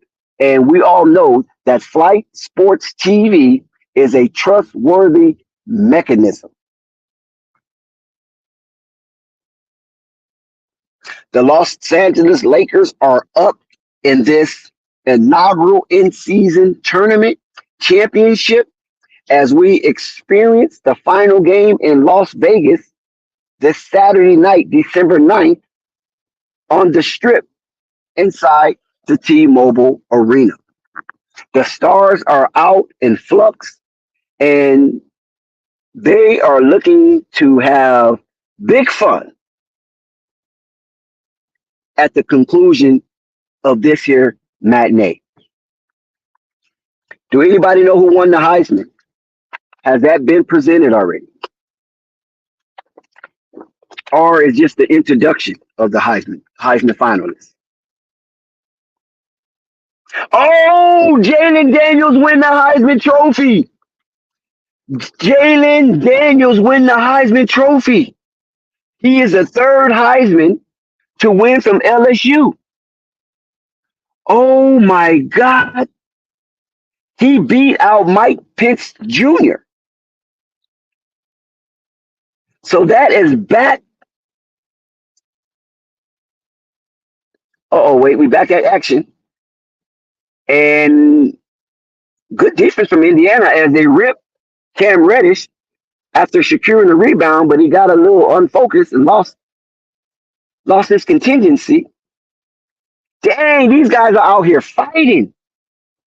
They've out here fighting, y'all. 44-38. AR is looking at LeBron in the dunker. Oh, LeBron with the spin move. And he capitalizing with a layup. LeBron with the awesome spin move. And 46-38. Lakers by 8. And a 3-point attempt from Indiana missed. Lakers back with the ball, giving it back. AR behind the back. No way, man. No way. Back to AR. AR is dancing in the garden, fellas. Ladies and gentlemen, look at AR dancing in the garden. Oh no. He missed it, though. If he would have hit that, the whole building would have came crashing down.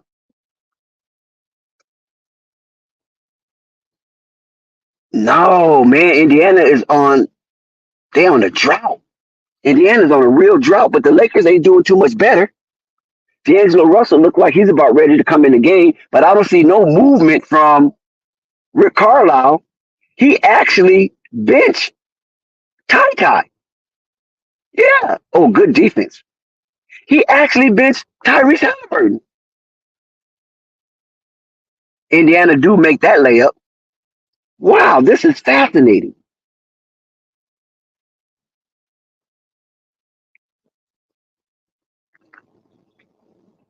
He actually benched Ty. LeBron, bad. No, that was LeBron, but it was a pass to LeBron, bad pass. And Indiana is making a run while Tyrese Haliburton is on the bench. They don't capitalize off that turnover. Now LeBron gives it back to AR 15, and look at him dance in the garden. Oh my God, this is unreal. This is unreal. This AR 15 is putting Indiana in foul trouble. This is crazy. I'm telling you, if Arkansas 15 continues his strut on this rectangle hardwood, he's going to get MVP tonight. What a skullduggery is that? He makes his stimmy. 47-40. Now Ty is back in the game. Ty is back in the game as Indiana is down by 7. I think Rick Carlisle is trying to make a statement. You heard it first on Flight Sports TV. He's making a statement to let Ty know and recognize this ain't what it's all about. We are not the Lakers. We are not Boston. We are not Milwaukee. We are not Philly. We don't have Hollywood stars on the team. You heard Miles Turner say that in the semi interview after they toppled Milwaukee. So Obi Toppin is back out there. Indiana's running some good set right now. A lot of ball movement. Let's see. Oh, good block by AD.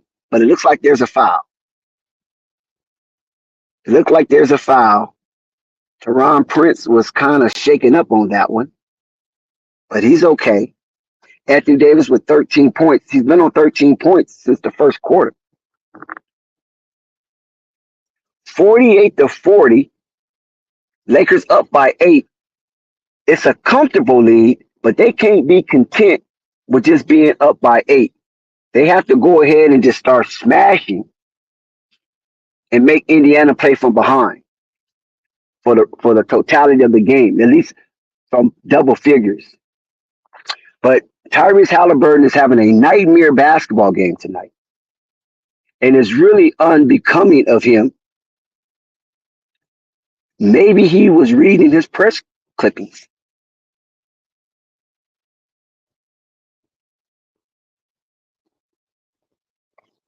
So Indiana do make the free throws, and it's a 6-point ball game, 48-42, inside the 5-minute zone as D'Angelo Russell methodically brings it up the court, and they keep reaching, and he's teaching, but Anthony Davis misses the chippy. So here's come Indiana for the 3-point shot. Yes! Indiana nails it from the distance. It's a back to a 3-point ball game. And let's see if the Lakers can answer. Giving it to Anthony Davis. Anthony Davis! Yes, he answered. He answers with a bucket. So Indiana, to stave off Indiana run, they're down 5. They missed that one. Anthony Davis with another rebound. And here come the Lakers, full-fledged. As they press, and Anthony Davis with a move. Anthony Davis with a layup, and Anthony Davis is good. Nice move, and Rick Carlisle is livid. Peel call. He cannot believe that the defense of the Indiana Pacers were so relaxed that Anthony Davis gave a little heavy, and now Anthony Davis is starting to wake up once again, and this is something Rick Carlisle do not want to get going. He already have enough problems with Arkansas 15. LeBron James is kind of in the cage, but Anthony Davis in Arkansas 15 is just putting on a magnificent show for the Las Vegas crowd. Please subscribe to Flight Sports TV, hit the like button, and leave a comment. We appreciate everybody that's here tonight. You could be anywhere in the world, but you chose to be here with Flight Sports TV, and it's an honor to have you aboard this committee of content that has basically morphed into a symposium. And we want to thank everybody that's been shouted out.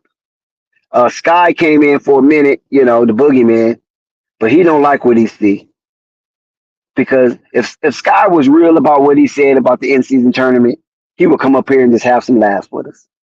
But since the Pelicans has been eliminated by the Lakers, Sky is just going to continue to implicate conspiracy.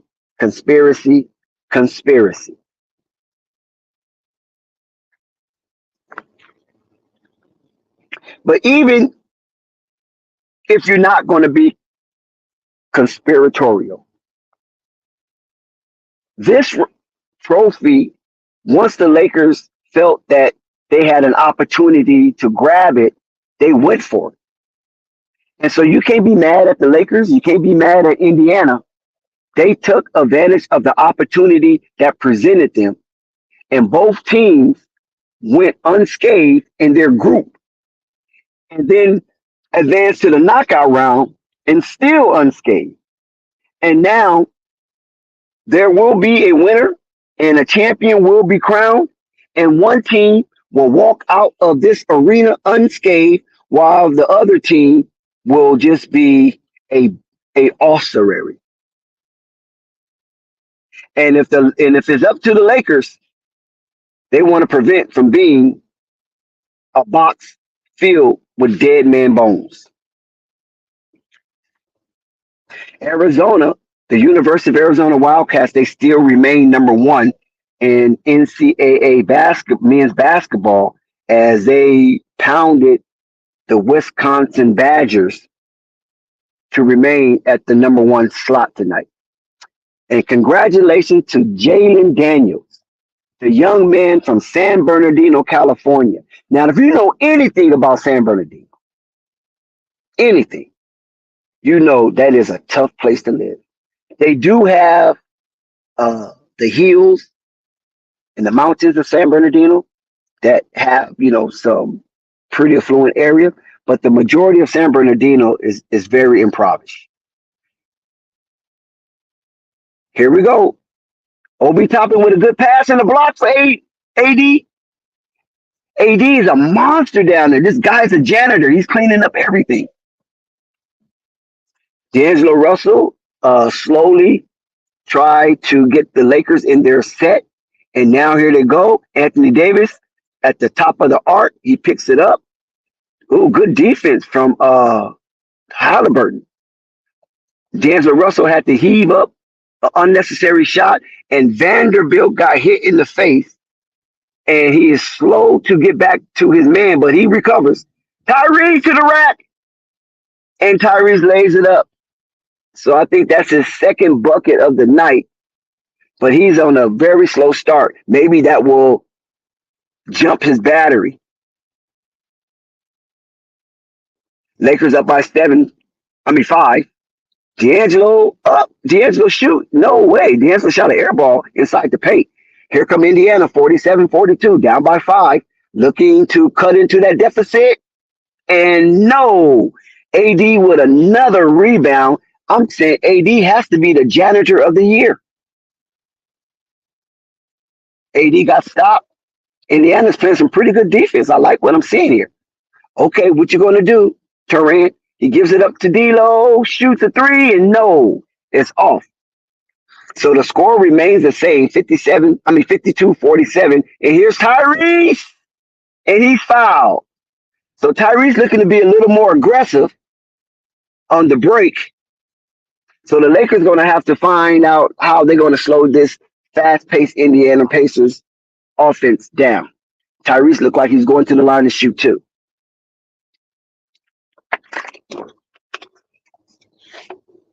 Man, it looks magnificent out there. Tyrese hits his first stimmy. So he edged the Indiana Pacers closer as LeBron James come off the bench. And let's see if LeBron James can get his thing going, because he's practically been in the cage. Tyrese makes both of his free throws with ease. And now it is a 3-point deficit for the Indiana Pacers, 49-52, inside the 3-minute zone. Russell. Oh, offensive foul. The Lakers turned the ball over. They tagged LeBron James.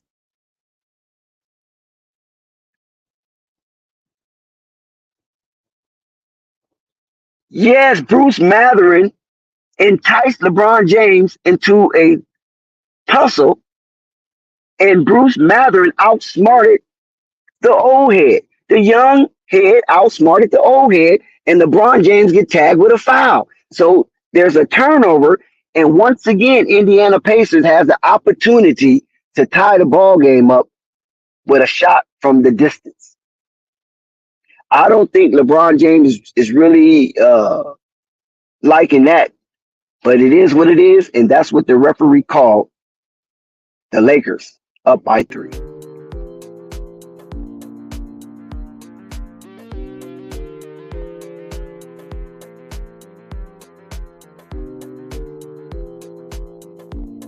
This is Holly Heat of the Hot Seat with Holly Heat, and this is Flight Sports TV.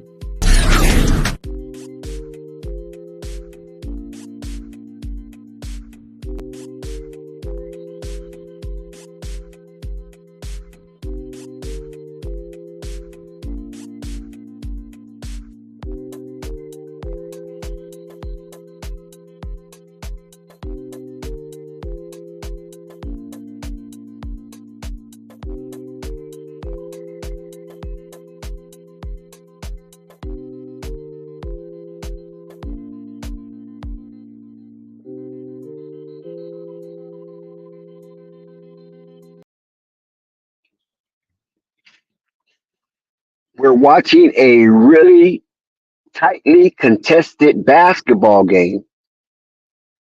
The perfect scenario for Vegas.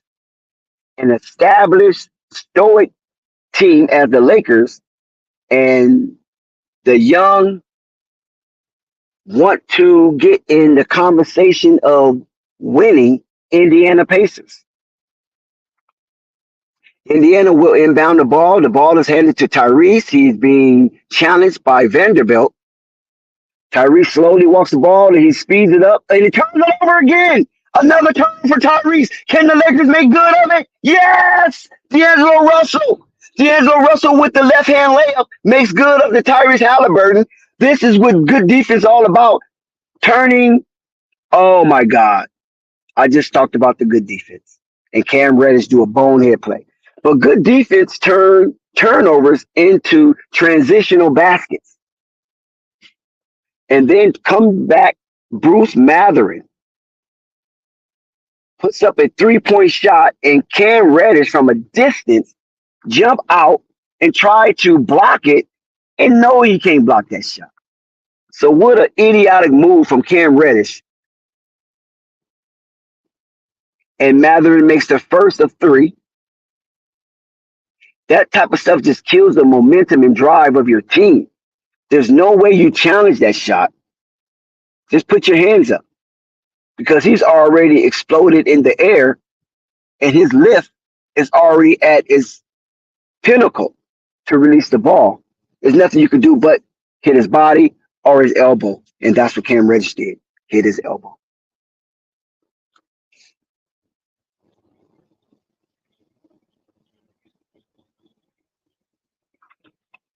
So Dale will be back for the halftime assessment, which was good.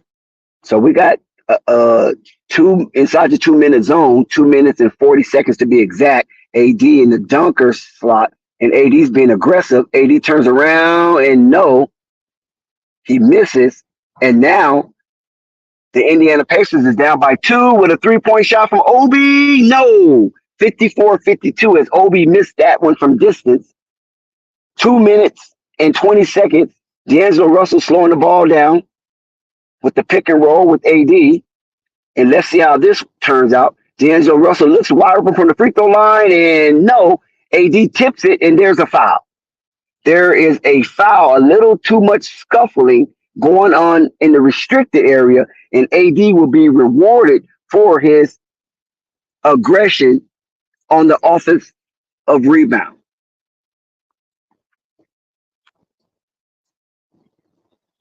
So the game is really tight.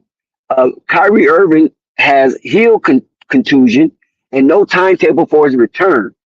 So this must be a lingering problem with Kyrie. So the Lakers inbound the ball smoothly. D'Angelo Russell at the top. He looks, he surveys, he moves, and he lays it up again. The guards for the Lakers are just playing spectacular while the guards for the Pacers are struggling.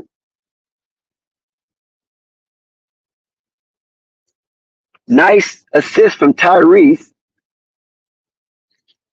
The game is a 1-bucket advantage for the Lakers.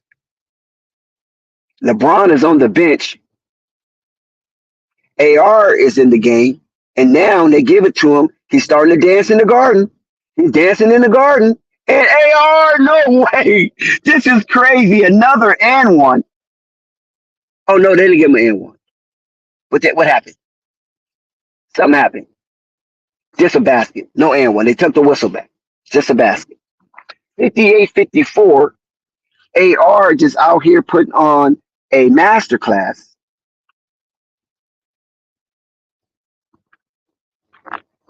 And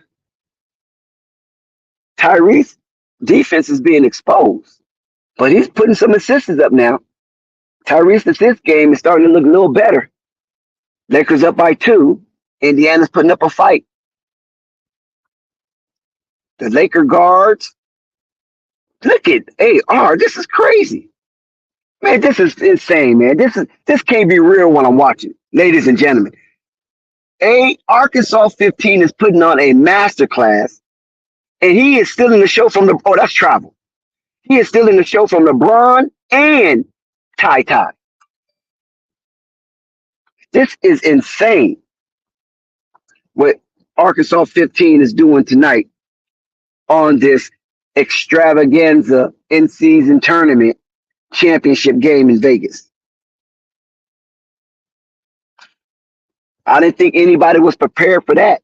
Who has Austin Reeves' player performance mixed with a parlay? Oh, there's a technical? It looks like there's a technical foul. Is it on Anthony Davis? Did Anthony Davis just receive a technical?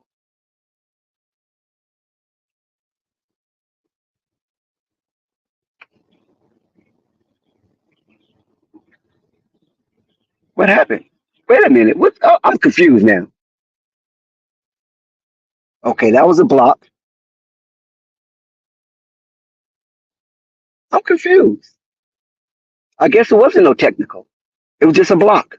But they stopped the ball.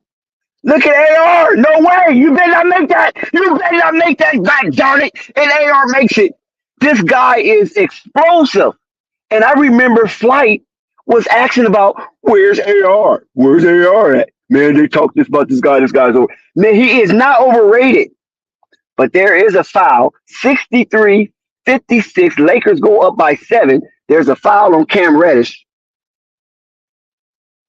But AR is just being a monster out here. TJ McConnell. Oh, wait a minute. You can't do that. That should be a tech. That should be a tech on Indiana. You can't inbound the ball and touch it. Wow, that's crazy. So Vanderbilt comes into the game for Cam Reddish. And there was a foul on the play. Naismith hits his first free throw. And he hits his second free throw. So now it's back to a 5-point ball game.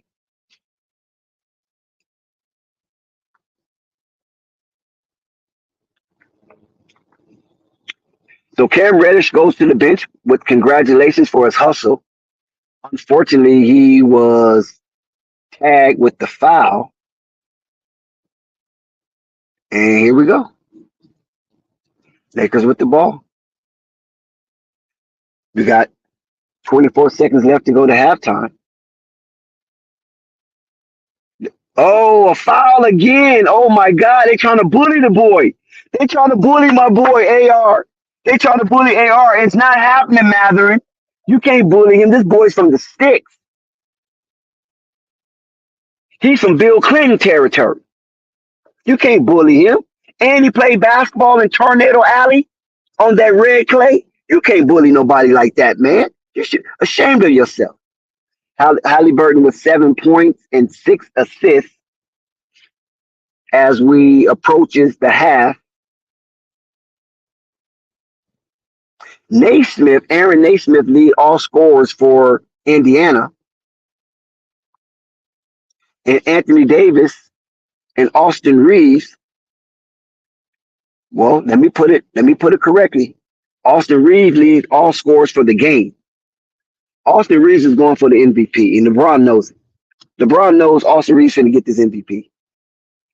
So a Laker victory, Austin Reeves championship MVP, but LeBron will probably win the in-season MVP if the Lakers win. They might give it to Ty. They might if you keep it close. But right now it's a 7 point lead, and they are being harassed, and they don't know what to do with the basketball, and they miss. They missed again in halftime. 65-58 Lakers with the tenacious defense on. Wait a minute. There's 1 second left. Hold on. Wait a minute. Halftime not over with yet. They're going to look at this. They're reviewing something. I don't know what they're reviewing. But is it a shot clock violation or is it a foul before the shot clock?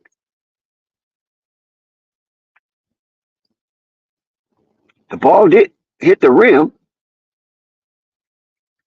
Well, the ball hit the rim. What is it they're looking for? I don't know what they're looking for or what they're looking at. But the ball hit the rim if that's what they're looking at to reset the shot clock. Anthony Davis was 17 and 11. He already has a strong double-double. But man, AR 15, Arkansas 15 with 22 bad points, shooting at a high clip, 7 for 9. He only played 13 minutes. So it's 0.5 seconds left on the clock. So they're going to give Indiana an opportunity. Oh, no, it's a foul. Wow. Indiana gets 2 free throws at 0.5 seconds, which is 5 milliseconds. And they have an opportunity to score. Is that Isaiah Jackson? Is that Isaiah Jackson? Yes, that's Isaiah Jackson. He played with LaMelo Ball at Spire Academy in high school. Isaiah Jackson. And he's at the free throw line. And he's going to make both of his free throws, and that's halftime. Isaiah Jackson has made appearance. And it's 65-60 halftime. Tyrese Haliburton has really not did anything of significance. And yet the Lakers only have a 5 point lead going into halftime. And the way the score is, it looks like Indiana Pacers won that second quarter. The Lakers did put up another 30-point quarter, but it looks like Indiana won that quarter.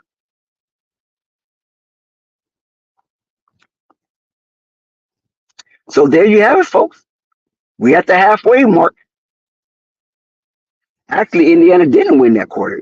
It's even, 31-31. So that's Indiana's first 30-point quarter of this here matchup.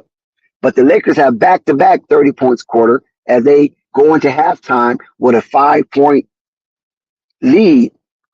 And so Indiana is going to have to play from behind.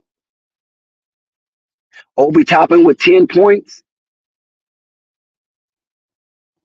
But Naismith lead all scorers for the Indiana Pacers.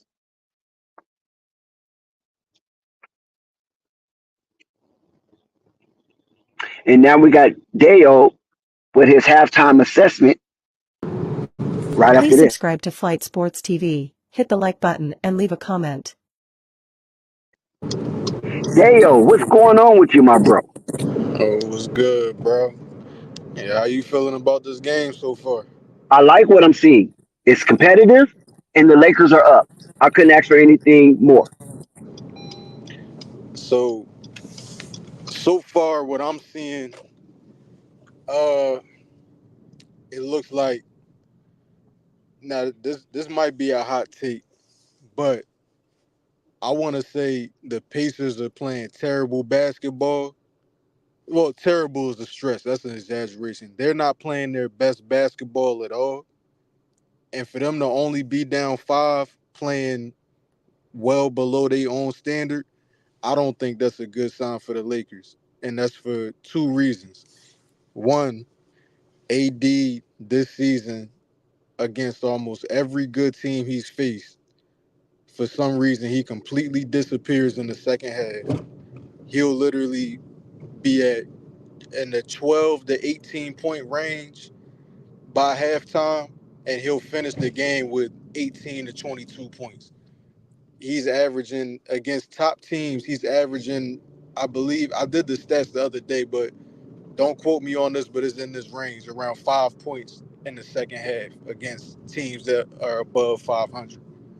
So for them to be close and they're not playing their best basketball yet, that's a bit concerning because the Lakers are kind of outperforming their usual performance. So when you have a team that's playing above their usual standard versus a team that's playing below their usual standard, you kind of want to see at least like a double digit lead for one team that's playing above their standard. So for the Lakers to be playing above their standard and the Pacers to be playing below their standard and only have a 5 point differential, that means that if the Pacers start playing up to their standard or outperforming their standard and the Lakers fall back down to earth a little bit, then you might see a swing. And I think we even saw the swing in the second quarter where the Pacers started to kind of find their footing towards the end of the half. Um, so I really, the Lakers, they got to prove it to me. They got to prove it to me. I don't think the Lakers have shown me anything this season that would give them benefit of the doubt. And I probably shouldn't even say the Lakers as a whole because LeBron's been doing his part. Austin Reeves has been doing his part. I really should say Anthony Davis got to show me something because his second half performances this season, in my opinion, have been unacceptable. His performance in general this season has been unacceptable, and he's gonna have to show me something this second half for me not to doubt him. Because up to this point this season, he hasn't shown me anything that would say otherwise that he's gonna once again not show up in the second half. Well, I believe some of that was a hot take and some of it was some good content. First of all, the hot take is how do you figure Lakers are playing above themselves and Indiana's playing below themselves when Lakers are a better team than Indiana per Um, se on paper and on the court. Lakers have a better record. right, Lakers definitely his man in the paint, right? They're beating them in the paint, right, 52 points in the paint. Um, Indiana, the reason why Indiana's in right. this game is because of free throws. Indiana has made 21 of That's 22 true. free throws. The Lakers only shot Right, 15 free throws. So Indiana, you know what I'm saying? They big on they +7 on free throw attempts, and they have made 21 of those. So that's 21 points without right, being guarded. And the Lakers got right, Indiana shooting a miserable 29% from the arc. They only made 5 of 17. But on the other part, the Lakers has yet to make a 3-point shot. They 0 for 6. So they're not right, even registered as far as percentage.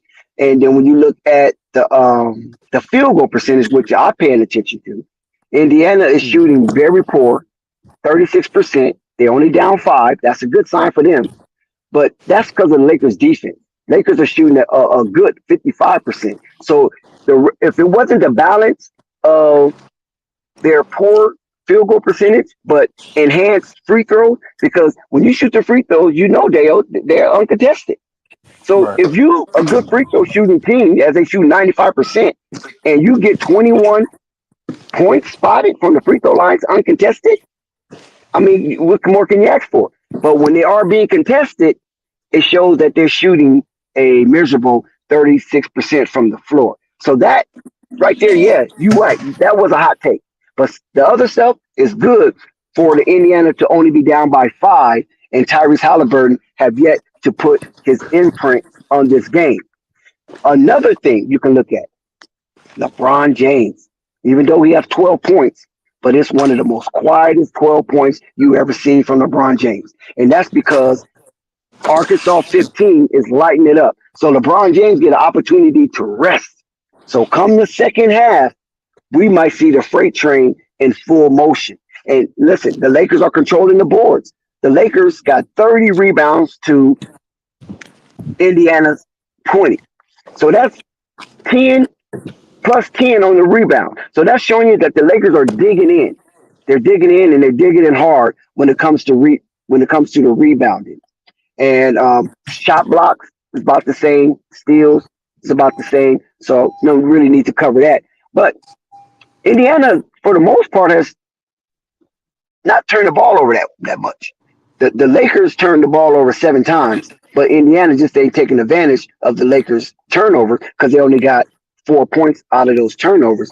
While Indiana turned the ball over 4 times, and the Lakers got 6 points on Indiana turnover. So Indiana's taking care of that ball. So that's another thing that helped keeping them in the game as well. And fast break points, it's fairly even. It's +3 Indiana. So it's not nothing to really skirmish about. But the points in the paint, I mean, where the girth meets the meat, pause.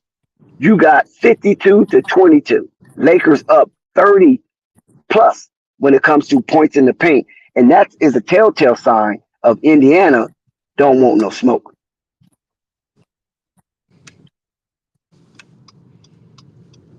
Um, I I Hold agree. on a I second. agree with some of that for sure. Dex, did you just Shout out to say, Quiz. yeah, Dex, did you just say when the girth meets the meat? Pause. I did Yeah, say that was pause. crazy. That was crazy. Yeah. He said I pause said real pause. I fast, think so that I kind was of gonna let threw him That's slide. Dale off a crazy. little bit. I think that threw Dale I, off a little bit. yeah, it did. I had to. I let you slide though. You said pause real fast, so I was like, you know what, fuck it. I ain't even gonna say nothing. I'm gonna let him slide. It is what it Yeah, is. Hey, I did pause that one, Quiz.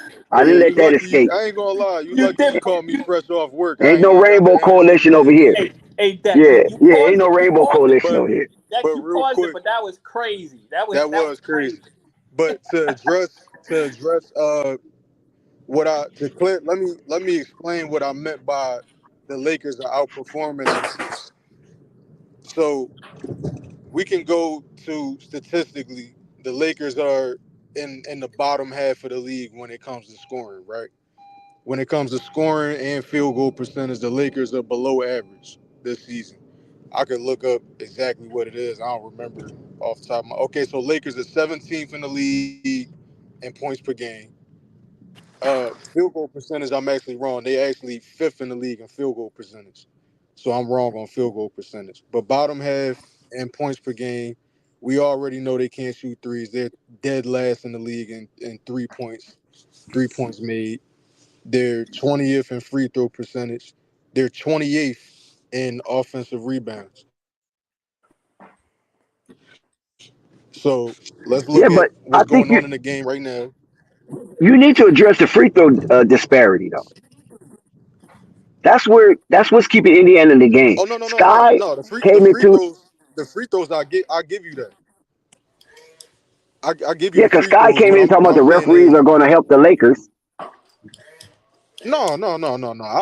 I don't subscribe to that. That's BS. I don't believe that. But what I'm looking at is the Indiana Pacers are the number one team in scoring in the league, and they're the number one team in field goal percentage. So I can't subscribe to you saying the Lakers are a better team. I think they're two different teams.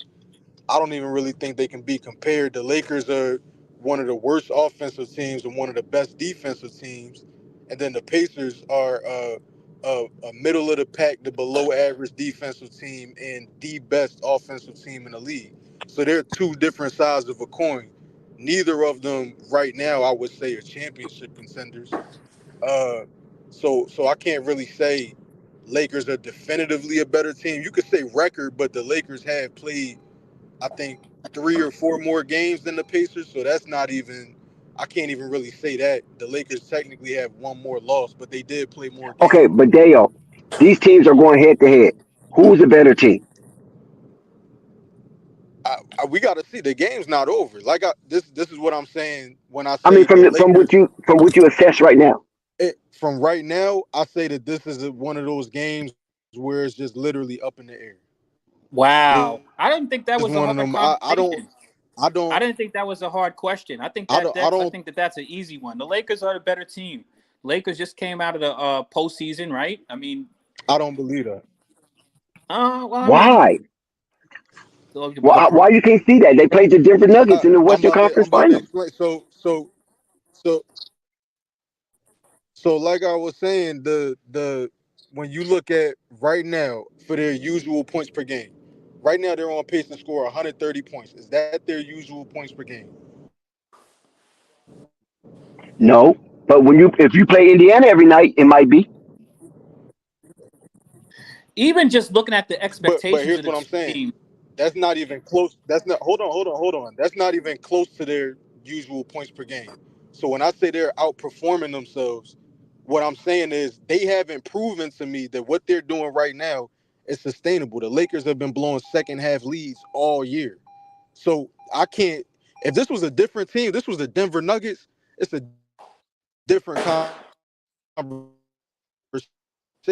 because they've proven they can be consistent for 4 quarters. Am I right or wrong in saying that the Lakers have not proved Anthony Davis? No, you're right on that, but I just think the comparison is a little off because the Lakers don't play Indiana Pacers every game. So on this matchup, But they the played worse Lakers, teams than the Pacers and giving up leads. but those teams play fast or they outpace the Lakers. But with this matchup with the Indiana Pacers, Tyrese Haliburton, which a lot of people don't highlight, he doesn't have the breakdown ability to shift the defense. You follow what I'm saying? When I'm watching, because this is really the first time I'm watching the Indiana Pacers for what they're worth.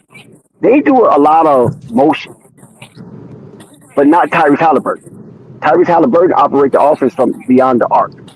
But the Indiana Pacers do a lot of movement, lot of motion to try to get teams, off balance. But when the Lakers don't go for that, and they just let them run around, but they stay in position, and then they go blitz Tyrese Haliburton, he's turning the ball over, or he's making a bad pass, or he's shooting the air balls.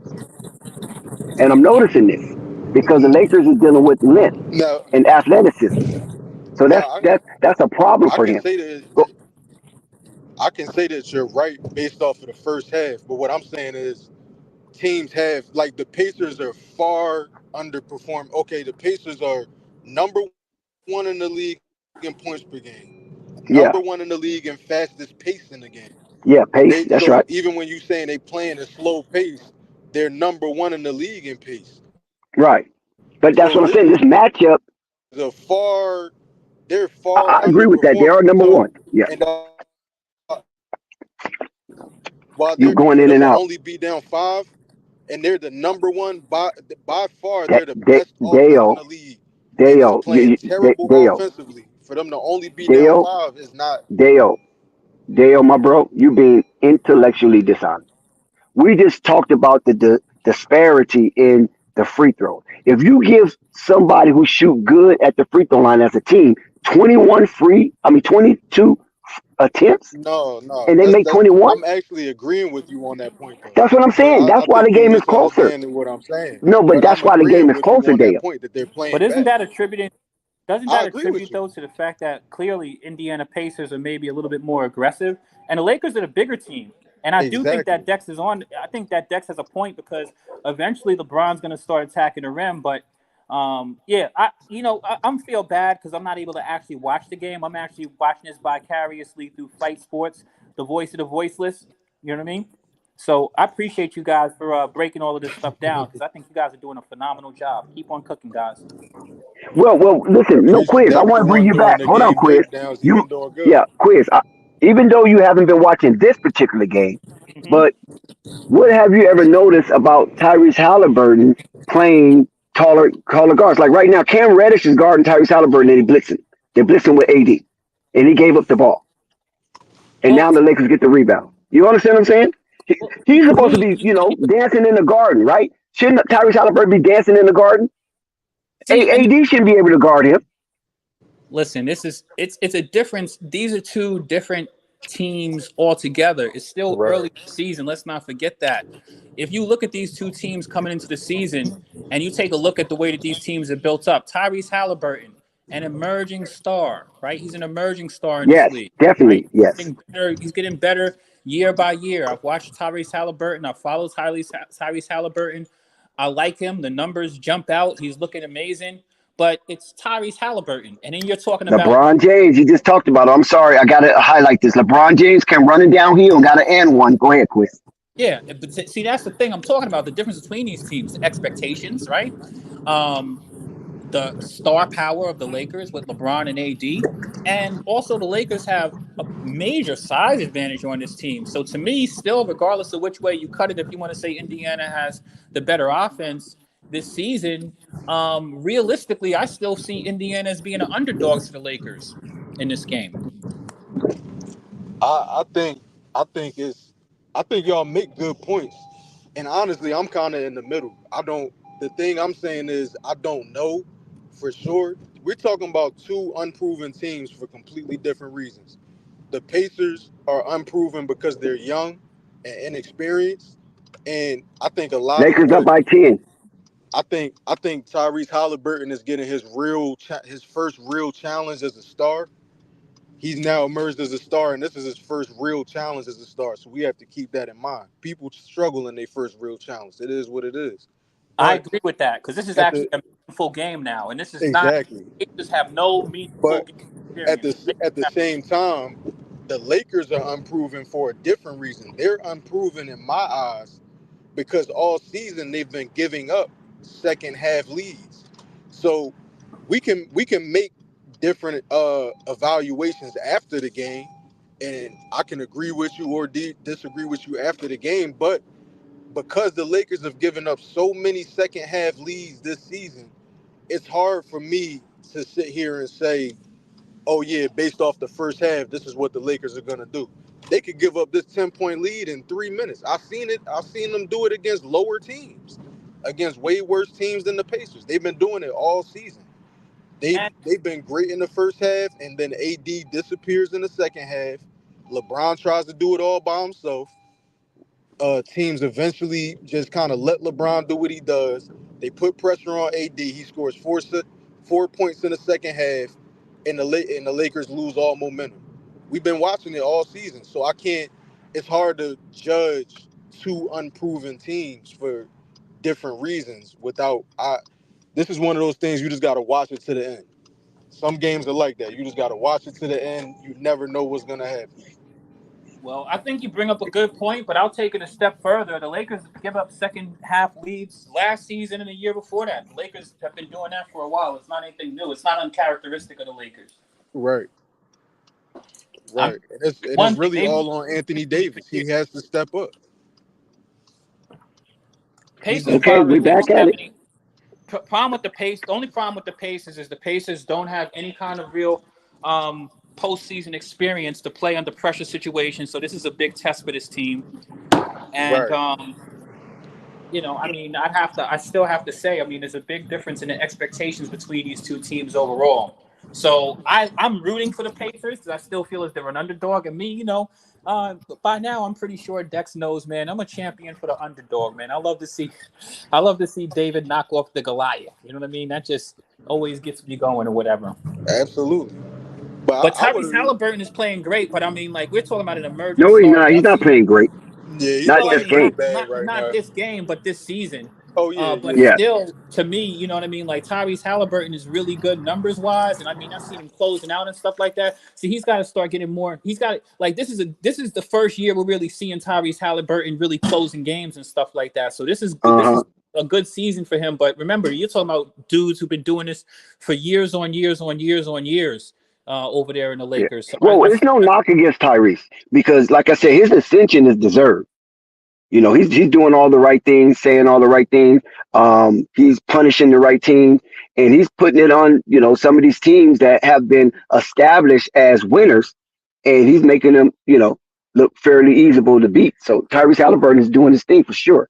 But tonight, with the length of the Lakers, is very difficult, and Rick Carlisle is just totally pissed at the performance. But like I say, this is not a good matchup for Tyrese, and I said that in the beginning of the game because of the Lakers' size and athleticism. And we're back at it. The Lakers have took an 11-point lead, 74-63. Timeout. Rick Carlisle. He doesn't like what he sees out on the court, so he's going to try to recalibrate his troops and get them back in alignment for them to struggle against this lengthy Los Angeles Lakers team. And listen, this stream is being presented by Flight Sports TV, powered by Flight. Thank you for joining us. We had a hell of a halftime show with great content presented to us by the contribution of Quiz and Deo. And I think that should be celebrated with a like, a subscribe, and hit that notification bell. So if you have yet to subscribe, please subscribe to Flight Sports TV, but definitely hit that like to big up the stream and help us in the algorithms to be trending for this inaugural in-season tournament. And for those who don't know, LeBron James is making his presence known in the second half. You can see how he is thrusting his way into the teeth of the Pacers defense, and he's being rewarded with free throws as well as buckets, as LeBron James have 17 points and 6 rebounds in this section of the third quarter as we enter the 9-minute zone. Anthony Davis with 21 and 12, AR 15 with 22 points. And for the Indiana Pacers, you got Obi Toppin sitting at 10, and he's the only starter in double figures. Naismith with 11 lead all scorers for the Pacers. So right now the Pacers have 2 of their top 6 players in double figures. Everybody else is sitting on single digits. So let's see will that change as this game progresses.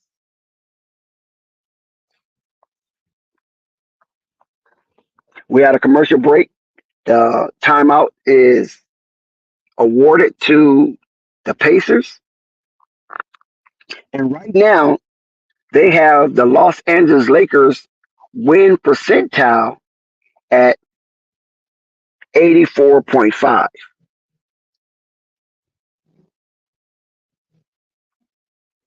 So that's a good sign for the Los Angeles Lakers. Dale spoke about how the Los Angeles Lakers is overachieving in this game and Indiana is underachieving, but yet they was only down by 5 points. Now, just within a matter of minutes, actually less than 3 minutes, the Lakers have jumped it up to an 11-point lead.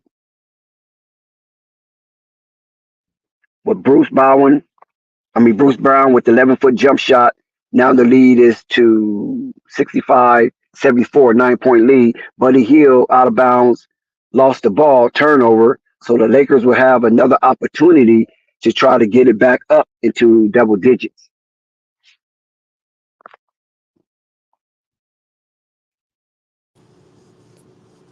Lakers have yet to make a three-pointer tonight. They have 7 attempts, but 0 made three-pointers.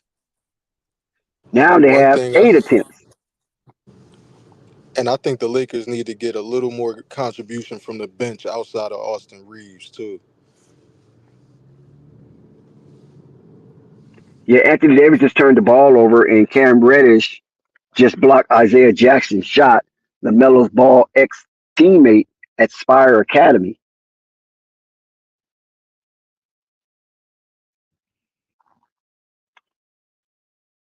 And my TV just got delayed. Oh my God. I'm so far behind. I don't know how I'm gonna catch up. Okay, we're gonna stay right here. There was Anthony Davis looked like he was shaking up a little bit. This dude disturbs me when he does this. It's like, dude, can you just really there's something wrong with him. I think it's mental. Because it is very disturbing. Every time Anthony Davis get bumped, touched, or pushed, it's the worst thing that ever happened in his life. But he grabbed his abductor cup. Well, they do say and he didn't come back down on defense. But now he looks like he's all right. So Indiana with the ball, they're trying to cut into this 9-point deficit. And we got Naismith, and he goes in and he lays it up. Nice move from Aaron Naismith as he brings the lead down to 7. It's very manageable. This deficit from the Pacers is very manageable. Now LeBron James is shaking up.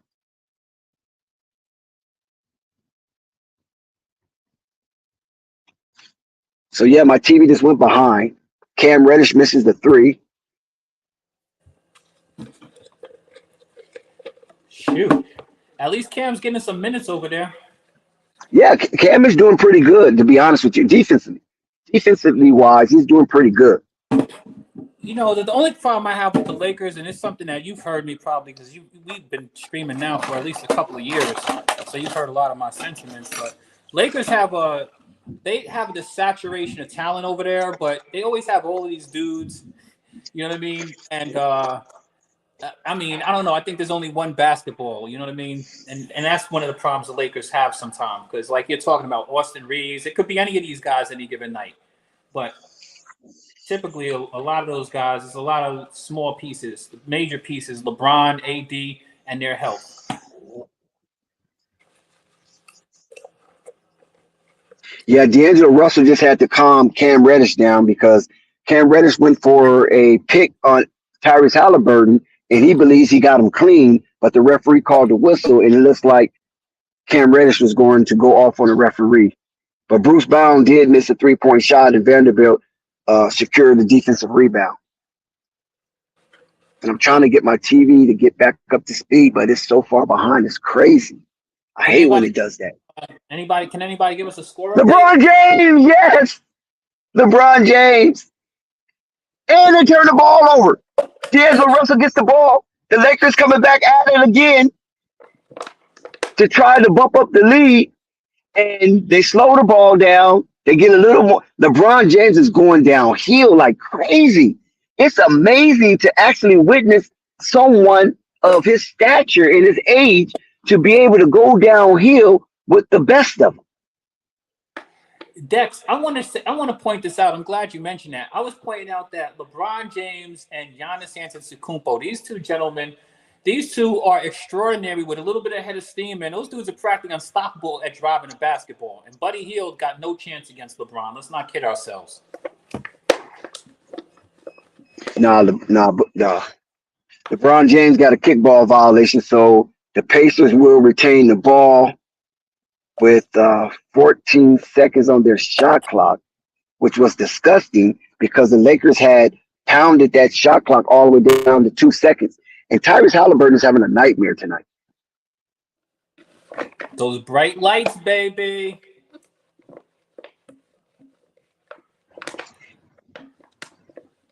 LeBron James is just crazy with his downhill game, man. It's really spectacular. I saw this as a problem for the Pacers coming into this game because I looked at the size of the Lakers and I'm like, all right, so after when you have AD and you got to put Miles Turner on him, like who's going to deal with LeBron? Yeah, it's crazy.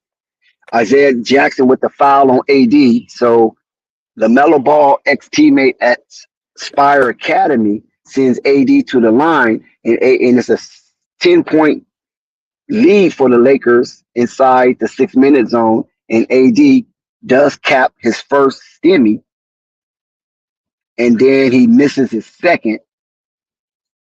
Isaiah with the rebound. Yeah, AD had to make those free throws.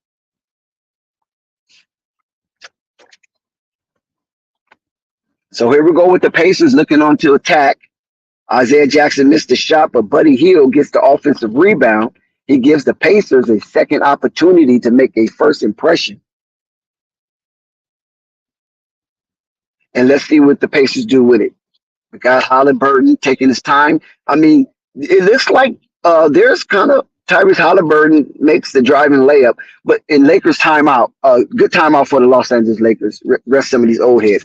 But listen, the Indiana Pacers are playing at a snail's pace compared to how they've been playing throughout the tournament and the season.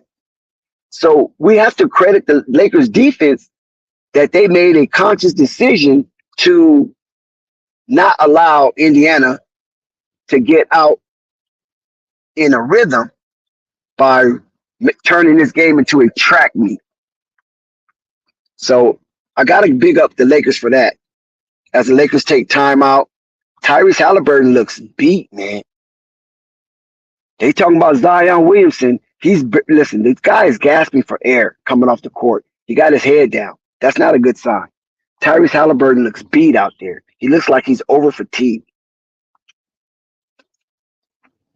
So we're going to see if he's able to shake that off. He did make the last layup. Assist by Naismith. Darvingham calls timeout. And we're going to see with inside the 6-minute zone, 69-77, the Lakers are up by 8. Please subscribe to Flight Sports TV, hit the like button, and leave a comment. So, quiz. How will this negatively affect, I won't say negative, adversely affect Tyrese Haliburton if he have low numbers across the board? I don't think it'll negatively affect him at all, only because it's No, not negative. I'll take that back. I don't want to say negative. Adversely. I don't really see this. I mean, remember, this is the very first in-season tournament. It's not the postseason actual playoffs. And I still feel as though the Pacers are pretty much underdogs. And you also have to question what type of supporting cast that they have in Indiana to begin with. So I don't think this will really negatively impact the outlook on Haliburton. I mean, I think he'll have to bounce back, but I think that it's a good experience for him growth-wise, because eventually he's going to have to play meaningful basketball games, and this is just a foreshadowing of more to come if he keeps up playing the outstanding all-star basketball he's been playing this season. So this is, I think, a good test for him and his team also. So you don't think Tyrese overexerted himself to get to this point? If you ask me, I think that all these guys have. I think that LeBron's playing too many minutes this season so far. Remember, these guys are a little bit older. So I think that the Lakers have definitely shown that they've gone hard for winning this in-season tournament. The Pacers I think they have the fastest pace in the NBA right now. Correct me if I'm wrong about that. Yes. Dale did point that out. Pacers are number one in pace. Yes, they are. And remember, Dex, me and you are old vets watching the NBA. Traditionally, I don't even watch really the NBA until around the Christmas break.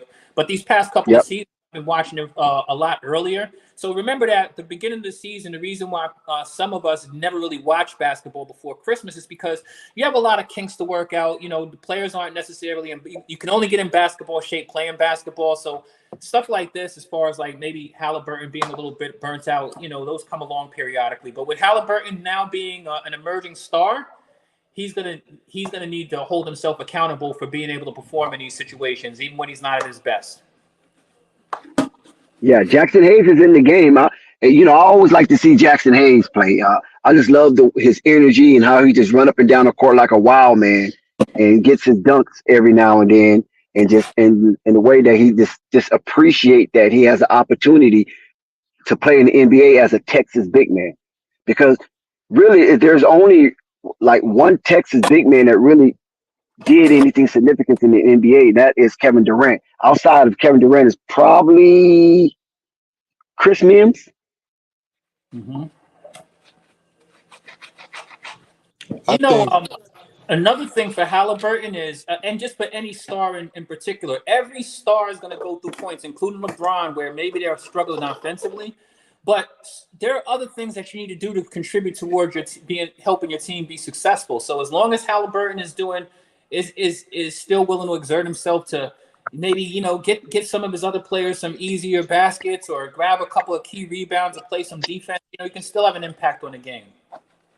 LeBron was just trying to end Bruce Matherin's career, but he missed the tomahawk dunk. But he does get a foul, and he missed the first free throw.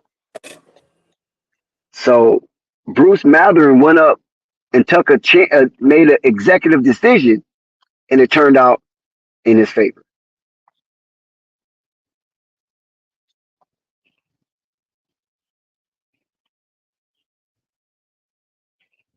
So he missed the first free throw. I mean, that was Naismith. Excuse me, that wasn't Bruce Mather. That was Naismith. He makes the second free throw, and Isaiah Jackson just turned the ball over, unfortunately for Indiana. And LeBron James come down, he misses his shot. Benedict Matherin gets the defensive rebound and puts it into the hands of Tyrese. And let's see if they can make anything happen as they're down 9. Up, turn the ball over.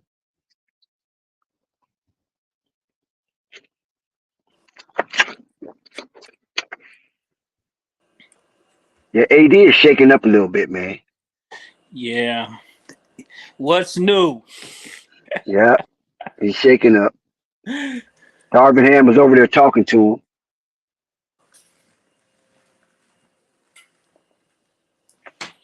Always. So Isaiah Jackson gets fouled. He makes one. Anthony Davis comes back into the game after getting some maltreatment on the bench. So I guess he's all right to continue. So we got to keep an eye on Anthony Davis from this point out, because when he gets into that mode, he just become a flop. Just a bag of flesh. Just lugging on the court. Indiana has dipped that lead. It's an 8-point lead inside the 4-minute zone. 4 minutes and 30 seconds to be exact. 78-71.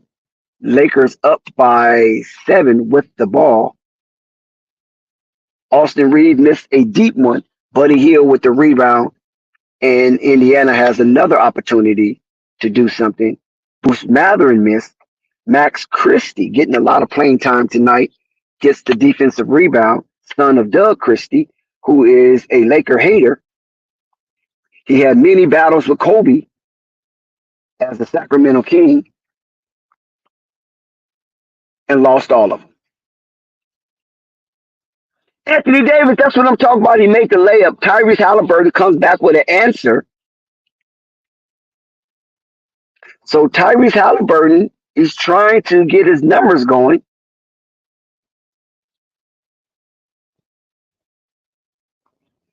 And keep this game in arm's reach. 80-73, Lakers up by 7 inside the 3-minute zone.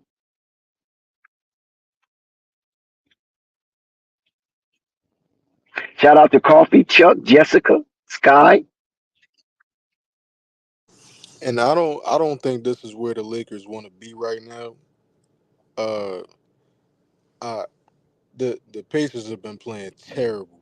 There's no reason that the Lakers should only be up by 7 points right now. The Pacers been turning the ball over like crazy, missing shots. They have no rhythm. The Lakers really got to put their foot on their necks and finish this game Tyrese out. look gas though. I mean, Yeah, he's I, gas. yeah, he look gas. I'm just looking at him, and he's steady, have his hands on his hips. He missed a Right, free throw, and he's really a sure free throw shooter. I just right. think he exerted a lot of energy getting to this point, Yep. and it might be catching up with him. LeBron is Yeah, kind of gassed too now, because he keeps yeah. taking LeBron out. Haliburton, he's young and he doesn't understand how to manage his energy while also being productive yet. He's a young emerging star. He got to learn that. He doesn't know yet. So he's definitely gassed right now. Uh, Well, I'm gonna be honest with you. Halliburton is probably the most efficient player in the NBA right now, and when you're at the top of the mountain, there's really only one place to go. So, hey, you're for gonna have sure. games like this periodically. It's a tough game. I think these guys put forth a lot of energy and effort to get to here, but I haven't given up on Halliburton at all yet. We still have a lot more basketball left to play, fellas. This fourth quarter is anybody's game. Absolutely. Lakers up by 9 now. I don't think Indiana's going to win this one. I really don't think so. The Lakers are too dominant in the paint. They're challenging all shots.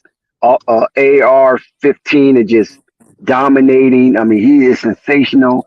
And if the Lakers win and this holds up, it'll be a battle between him and AD as MVP. I don't think LeBron is in the conversation anymore, and I definitely don't think Tyrese is in the conversation. I want to. I actually agree with you. This Austin Reeves cat is crazy, man. And every time he seems like he scores, Rick Carlisle calls a timeout because the crowd just goes insane. Look at the crowd when the man scores a bucket. Clock his I mean, he's a zero fan favorite zero for real. zero fourth quarter. I can't even, unless they go up by 13 or something, because the Pacers playing bad, and if they keep the game within 10 points, all they need is one 12 nothing run. As the number one offense in the They're not league, going to that's get not that too hard tonight, to though. do. I We feel don't you, know. but they not the way they're playing. They're not going to a 12-0 run. I don't think so either, but like I said, if it was a different team, I'd agree. But the Lakers, they got to prove it to me. They have not earned my benefit of the doubt as a I second got you. half team this season. I got But you. I do agree Right. with you. Okay. Yes. Right now, Anthony Davis sitting on 24-14. LeBron Nice. James is sitting on 20-6, and Arkansas 15 is sitting on 24, and he's still active. See, he still got juice. And if you watch it, and those of us who's watching this game in the chat, you can see Austin Reeves still got juice. He's the fastest player on the court right now, from end to end. And this is He's why an he's getting so many energizer easy bunny right buckets. now. He is an energizer bunny right now. He just waiting. Well, He just unfortunately, wait. I have to step off, but thank you so much for allowing me to come Quiz, on. man. We love when you come up here, man. We I love it. insight. Don't never think that you've forgotten. You I know what I'm just saying? love listening to you, brothers, because I can actually see what's happening in the game vicariously through you guys. I got a good bead on what's going on just from following you guys. So shout out to Flight Sports, the voice of the voiceless.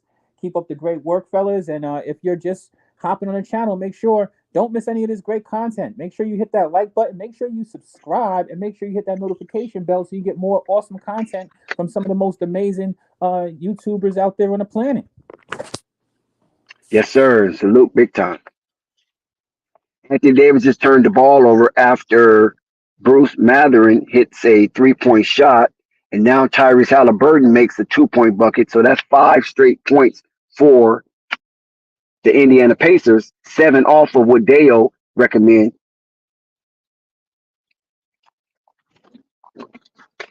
So let's see if the Lakers can stop the momentum of the Pacers right now.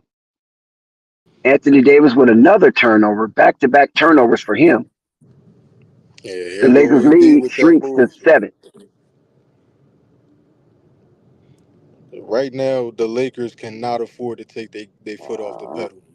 They have to stop these runs. You cannot let the number one offense in the league get a rhythm. Because if they get a rhythm and get their confidence back, it's way too close of a game, and the Lakers are not an offensive team to give That's them not a trouble. backcourt. Oh, you got to have both feet landed on. I think this had to have both feet landed. So yeah, AD with another turnover. They shouldn't even threw the ball to him right there. But nevertheless, there are some changes going on for the Lakers. LeBron James is still out.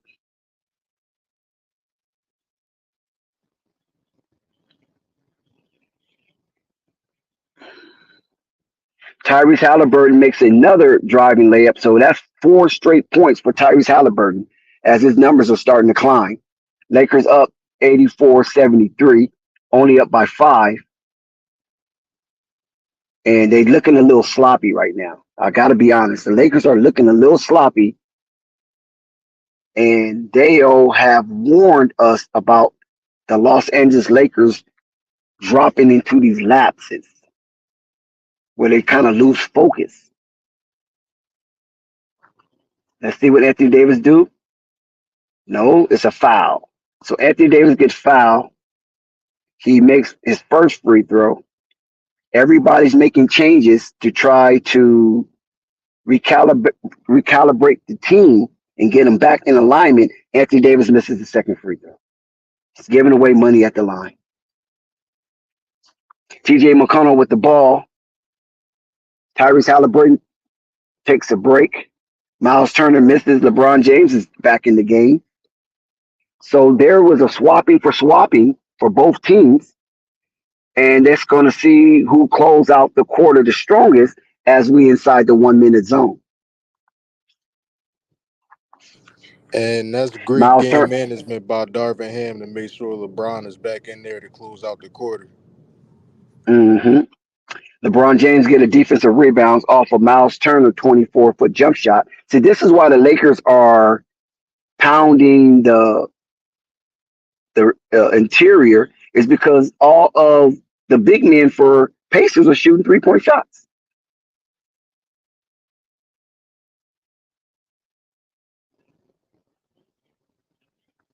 Look at that. Cash Money. Turn Prince. 22-foot step back. 88-79. Back to a 9-point lead.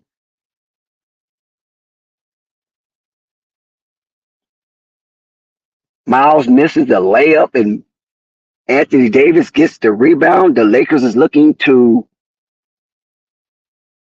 continue to press and add to their lead with a bucket, and it will increase to 11. And Anthony Davis makes the dunk.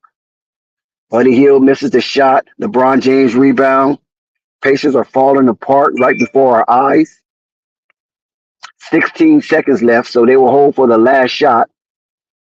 90-79. The Lakers already at 90, and it's not even the fourth quarter. So let's see if the Lakers can get off a shot in 2.8 seconds. Wait a minute. Oh, it's a turnover. LeBron turned the damn ball over. So now the Pacers have an opportunity as Tyrese comes back into the game for these last 2 seconds. They got to keep an eye on Tyrese because he will hit from a distance. Oh, Mathurin hits it. I just said it. Oh, my God. Benedict Mathurin hits a 26-foot shot with 2.8 seconds, and they close out the quarter in magnificent fashion and brought the game from 11-8. 90 for the Lakers, 82 for the Pacers. And that's a team that's showing resilience. They refuse to lay down. This is crazy how Bruce Mathurin got that shot up and he made it. What poise from the young man from Arizona. And that's a huge shot because for a team whose identity is based on offense, and for them to be having an off night offensively, they needed that momentum shot. That's a huge momentum shot right there. Ending out a quarter with a great three-pointer. Well, it's under review. Let's see if he got it off. I can't tell if he got it off or not. They just updated. But it looked good. It looked good to me. Yep. They just made it official on the score app. Yep. Support the call. You got it. So 82-90. Lakers go into the fourth quarter with the 8-point lead. What more can you ask for the Lakers in the inaugural in-season championship play to be ahead 8 points? And LeBron has not really exerted a lot of energy. And Anthony Davis looked like he was going to sit this one out in the second half, but he returned, got a little treatment on the sideline, and became productive all over again. So the win percentile for the Los Angeles Lakers in this game is 84%.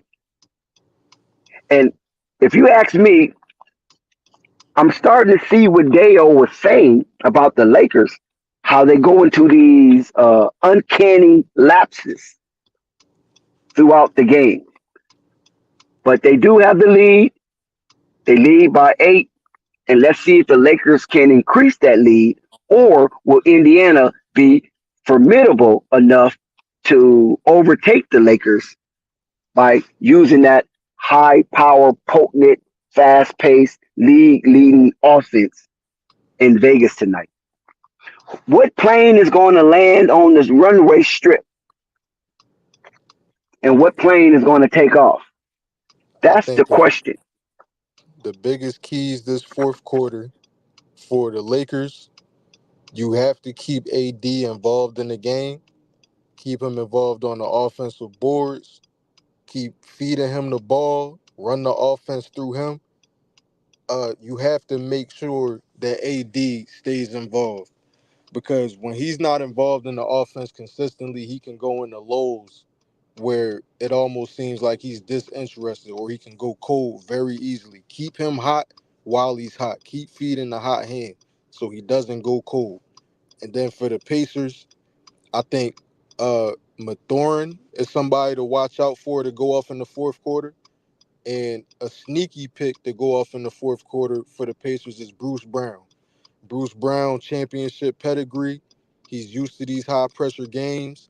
He knows what it takes to win in the fourth quarter, like we saw him do for the Nuggets in the finals last year, where he would have, 2 or 3 points the whole game, then score 15 in the fourth quarter.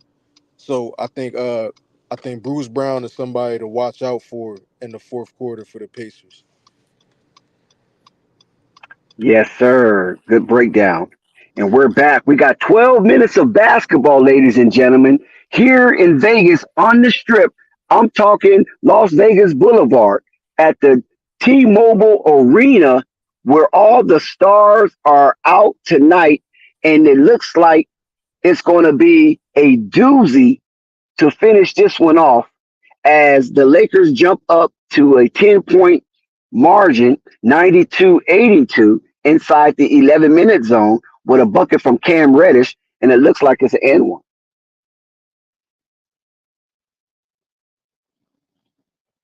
Oh, Benedict, you just talked about him, Deo, with a nice drive and layup. So we got back-to-back buckets, no advantage for either team, as the lead remains 8. Yep, both teams need to keep feeding the hot hand. AD had the hot hand to end the quarter. Mathurin had the hot hand to end the quarter. Both teams need to keep feeding their hot hands. So here we got the Pacers with the ball after an Austin Reeves miss.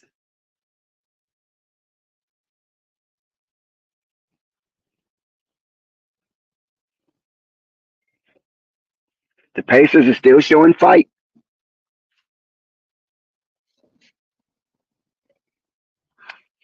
So we practically got 10 minutes of basketball. A champ will be crowned. A champion will be crowned.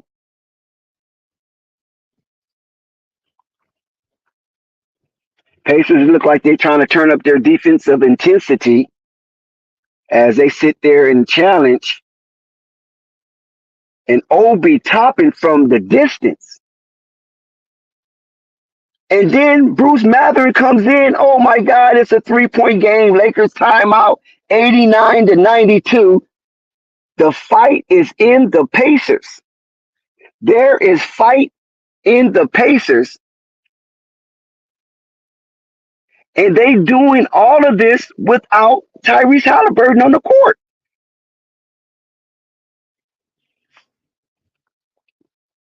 So there is fight in these Pacers as they just reeled off 5 straight points coming off of bad basketball play between Austin Reeves and Anthony Davis. This is what Deo was speaking about, the lapses of the Los Angeles Lakers, as now this is a brand new ball game. And please do not turn your dial. Your TV is not messing up. It is what it is. 92-89. Pacers down 3 with 10 minutes and 30 seconds left to crown a champion, unless the game goes into overtime. and we get 5 additional minutes. Los Angeles Lakers, Indiana, in-season tournament championship basketball. The Las Vegas Experience, December 9th on the Strip. Shout out to Flight Sports TV for powering this live play-by-play. Please subscribe to Flight Sports TV, hit the like button, and leave a comment. And yeah, I think the Lakers they have to really sit down and get back to their defensive identity. Don't worry about the offense. All game what's been keeping you in the game is playing stellar defense. You cannot compete with this Pacers team offensively. That's just reality. When they get hot and they get their confidence, they've been underachieving all game. Now they're starting to play within their flow of how they usually play. You can't have that.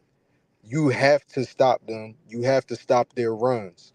They can score in spurts, that's fine. But you can't let them get on a 10-point, 10-0 run or even an 8-0 run, which I think they're on right now, an 8-0 run. You can't have that. They're too lethal of an offensive team. You can't compete with them in a shootout. They have to ramp up their defensive intensity again. Most definitely, I definitely agree with that assessment. Those are some shining words that you just mentioned, and I hope that it fell on open ears and not deaf ears. And Darvin Ham is resonating those sentiments as well to his team as the Lakers call a full timeout.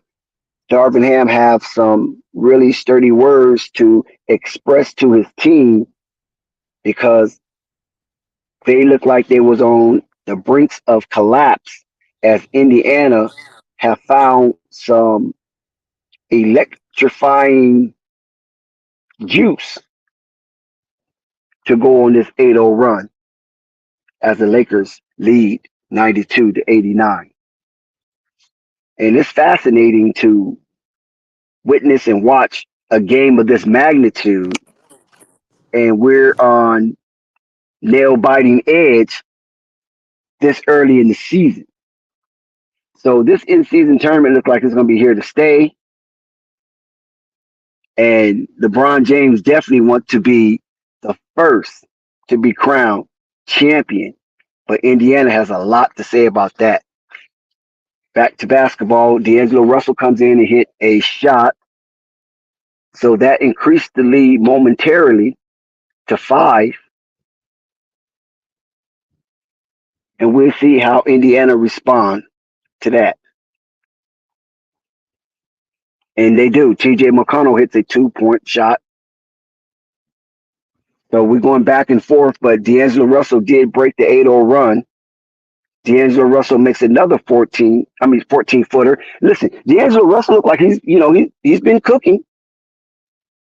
And Cam Reddish with the defense.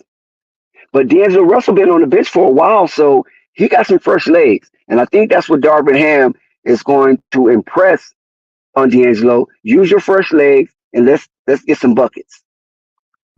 And that's really smart. Remember, I was touching on how the Lakers, they need a lot more help off the bench. When you look at the Pacers, their entire bench is contributing at a great rate of production.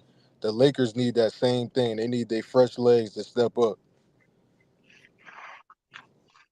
And right now you got Arkansas 1-5 on the bench, so I guess he's getting his rest, and he will be plugged in for the late surge in the fourth quarter. And Lakers are up 5, 96-91. Obi Toppin misses that shot. LeBron James with the defensive rebound as he slows the ball going up the court. So the Lakers have another opportunity to expand on their lead. And let's see if they can take advantage of the opportunity on this offensive set as we are in the 9-minute zone. Lakers 96-91.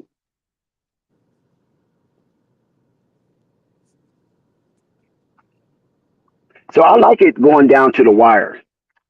I wanted to be a last-second shot. And LeBron James is down right now. Yep. He said he's okay. So maybe that was just a little posturing just to get a little rest as he Yeah. bounces on his legs to really absorb the pain and see the threshold of pain that he can take. LeBron is a Oh, he hit his. savvy He vet. said he hit his knee. He That knows. looks like. Oh, okay. He hit his knee on his shoulder, on old boy's shoulder. Was that T.J. McConnell's shoulder? Yeah. LeBron knows how to exaggerate contact so he can get his rest and spurts. He knows how to pick Yes. perfect spots to And the get referee rest. and the referee takes notice, right? Yep. Exactly. So next time it happens, it might be a foul. Hmm. LeBron is extremely Indiana is smart. picking up on their defense. Yep. Now it's turning into a defensive game, but this is what the Lakers want. They want a defensive game. Even if both Yeah, teams are going back and forth with great defense, that works in the Lakers' advantage. yeah, it does. Yeah, Indiana's trying to turn up their defense for real. They blitzing the ball wherever the ball is at. They blitzing. So I Yep. guess Rick Carlisle has put those instructions out there to be aggressive, but it doesn't work as LeBron makes another shot and Obi Toppin misses, but TJ McConnell is in the right spot for the rebound to give Indiana another opportunity. So we're going to wait and see when Tyrese Haliburton comes into the game. He might come into the game at the 7-minute mark, but they're doing good without him. Wait a minute, is Yep. that Obi Toppin or Tyrese Haliburton? Oh no, Tyrese in the game. My bad. I thought that Yeah. was Obi Toppin. Yeah. Sometimes I get Tyrese. We just mentioned him with the Yep. long 3-point shot. And you do not want him getting hot. That's the last person you want to get some confidence to. Yeah, he put that one in. All panties, no draws. And everybody that knows basketball knows when it comes to them shooters, they only got to see one go in. Especially when they've been missing all night. You see that one go in, that's the worst thing you want a shooter to see. Lakers up by Actually, 4. Bruce Matherin with the loose ball foul, pushing I'm at, LeBron.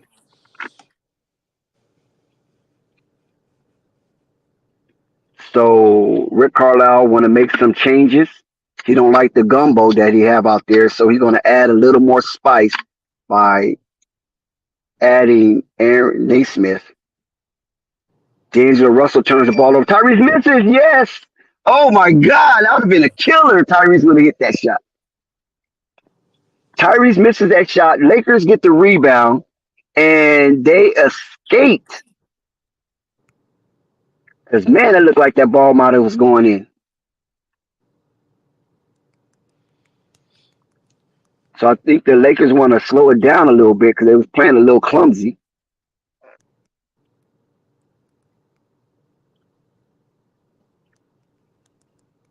Tyrese at the back of the rim. That thing was straight as an arrow going towards that rip. Anthony Davis make the tip shot. So the Lakers crossed the 100-point threshold first. Yes, the Lakers crossed the 100-point threshold first. 100-96, 6-point lead inside the 7-minute zone as the clock profusely tick against the Indiana Pacers. The clock is not their friend right now. yep. They got to turn it up offensively. Got to get stops. Got to get another run. Do they have another run in them? That's the question. Uh, yeah, that's hard. That's hard to say with an unproven team because we really don't know what they're capable of. But I'll give them the benefit of the doubt as the number one offense in the league. We'll have to see. So there will be some free throws. Bruce Matherin hits the first free throw. Yeah, the Pacers look winded. They doing good though, but they look winded. I mean, they were out here breathing hard. Yeah, So for they're gonna sure. give it their all for this last 7 minutes. Yep. I don't The see no Pacers. Lakers breathing hard. The Pacers are a Bruce young hit both. team that's never been here before, and the Lakers they've been here for years before. So this Bruce Matherin hits both free throws. Now it's a 4-point lead for the Lakers. Austin Reeves missed the shot. Anthony Davis tip miss, and Miles Turner comes away with the rebound. So down 4 with the ball. Oh, Anthony Davis, good defense too. Cam Reddish, yes, yes, Cam Reddish. Let's go, baby. Y'all was looking kind of slumber, but Cam Reddish was in the right spot to be rewarded and assist by LeBron James. Very high IQ play.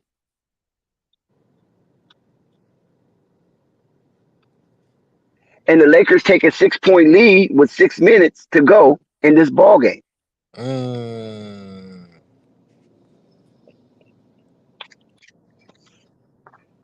So Miles Turner, wow, good shot, Miles. Yeah. Yeah, this So is they fight, man. this Hey, getting they fighting. interesting. They in this triangle fighting. Ooh, response. It's a boxing match on the hardwood. Response. Yeah, that was nice. Nice Cam Reddish. But they fight, man. I like what Indiana's doing. I know the Lakers is a better team than Indiana. Nobody can convince me. I don't care what the statistics say about fast pace or whatever. I just know Lakers are a better team. And Indiana is out here fighting. It got to the point where Darvish Ham needs to give his guys a break and ward off the stress of the Indiana's determination to become champions in the inaugural in-season championship tournament. So the Lakers been catching some breaks because Indiana hasn't really been shooting that three-pointer at the high clip that they're used to shooting at. And that's because the Lakers have been disrupting their rhythm by getting out there and closing out with speed. And that just kind of throw off the Indiana Pacers rhythm Yeah, the as the Pacers, Lakers are up by 6. like you've been saying, the Pacers, they gassed. Uh, they're a young team. They don't know how to manage this situation right now. The Lakers, they've been here, done that before multiple times. They got championship caliber players all over the floor. So I think the Lakers, I still wouldn't say they're the better team, but they're far more experienced and far more intelligent. They know what to do in this situation right now. And the Pacers, they kind of look lost in certain situations. Yeah, even though you said all that, they only down 6. So they well That's true. within reach to take over this game and steal it right from underneath the Los Angeles Lakers and spoil the LeBron first party of winning the inaugural in-season tournament. And I think LeBron and Darvin Ham is on the same page, and this caused the timeout, even though the Lakers have played some good defense and the Indiana Pacers look a little fatigued. But we're at the 5 minutes 25-second mark to be exact. And the Lakers hold a lead, but it's not by much, 105-99. The Pacers have yet to cross over the 100-point threshold, which is a good sign for the Los Angeles Lakers.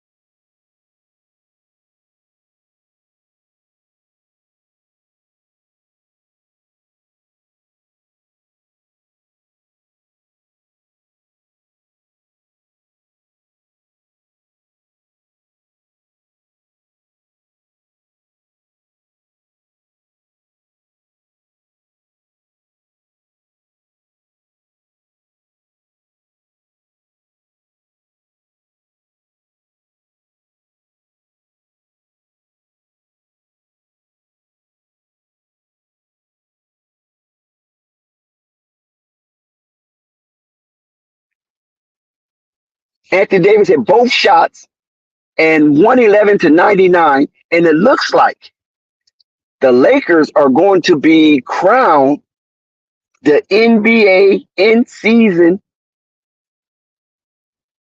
champions, and they will receive the NBA Cup.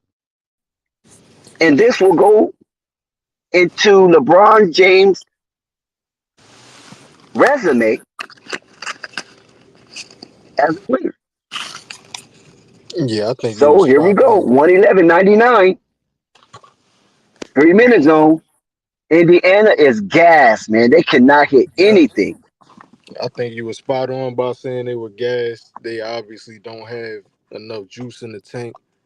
They don't know what it takes to win yet. They super young. And I think this is going to be a good learning experience for them. They needed something like this to teach them how to win, take Yeah, better Obi care of their Toppin just bodies. grabbing. Yeah, a day Obi Toppin just grabbed Anthony Davis and slung him. Yeah, I So saw. some frustration is starting to set in. You know what that And is? That's Anthony the Davis sign will of go what to you the said. line again. That's the sign of what you said multiple times about them being gassed. When you gassed and you playing bad, you start getting frustrated and start doing stupid shit. You mean that's just how it goes. Yes. He's lucky he can tag with a tech. Tyrese Yeah, missed the 29-footer. Why Tyrese shooting so deep?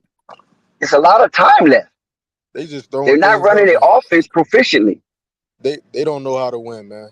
It's just that since they young, group full of young guys, they don't have an established identity yet, and they don't know how to win. And they playing a championship pedigree team uh, who knows what it takes in these type of situations, regardless of the talent that's on the floor, and that's showing right Yeah, now.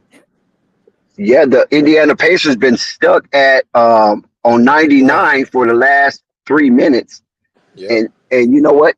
Indiana Pacers just shooting shots, man. They don't look like they're shooting with a purpose It- because their it's- field goal percentage is 36% from the field, while the Lakers are 51, yep. and they shot 9 for 36. So they will have a record for the in-season tournament. They will definitely have a record, and that will be 36 attempt from the 3-point line, while the Lakers only attempted 13. So the And the most Lakers missed threes. Lakers been beating Indiana with 3 yards in a plume, Yep. 3 yards in a plume, right? Yep. Because they're getting all their money from the floor in the free throw. They're Yep. not getting anything from beyond the arc. That is a non-discussion for the Lakers. While Indiana has put up a record 36, at least right now it stands at 36, but it will increase because they are behind, and that will be a record until someone break it. So Indiana will be in the record books for the inaugural in-season tournament, maybe for the wrong reasons. Yeah. 27 missed threes is a lot, man.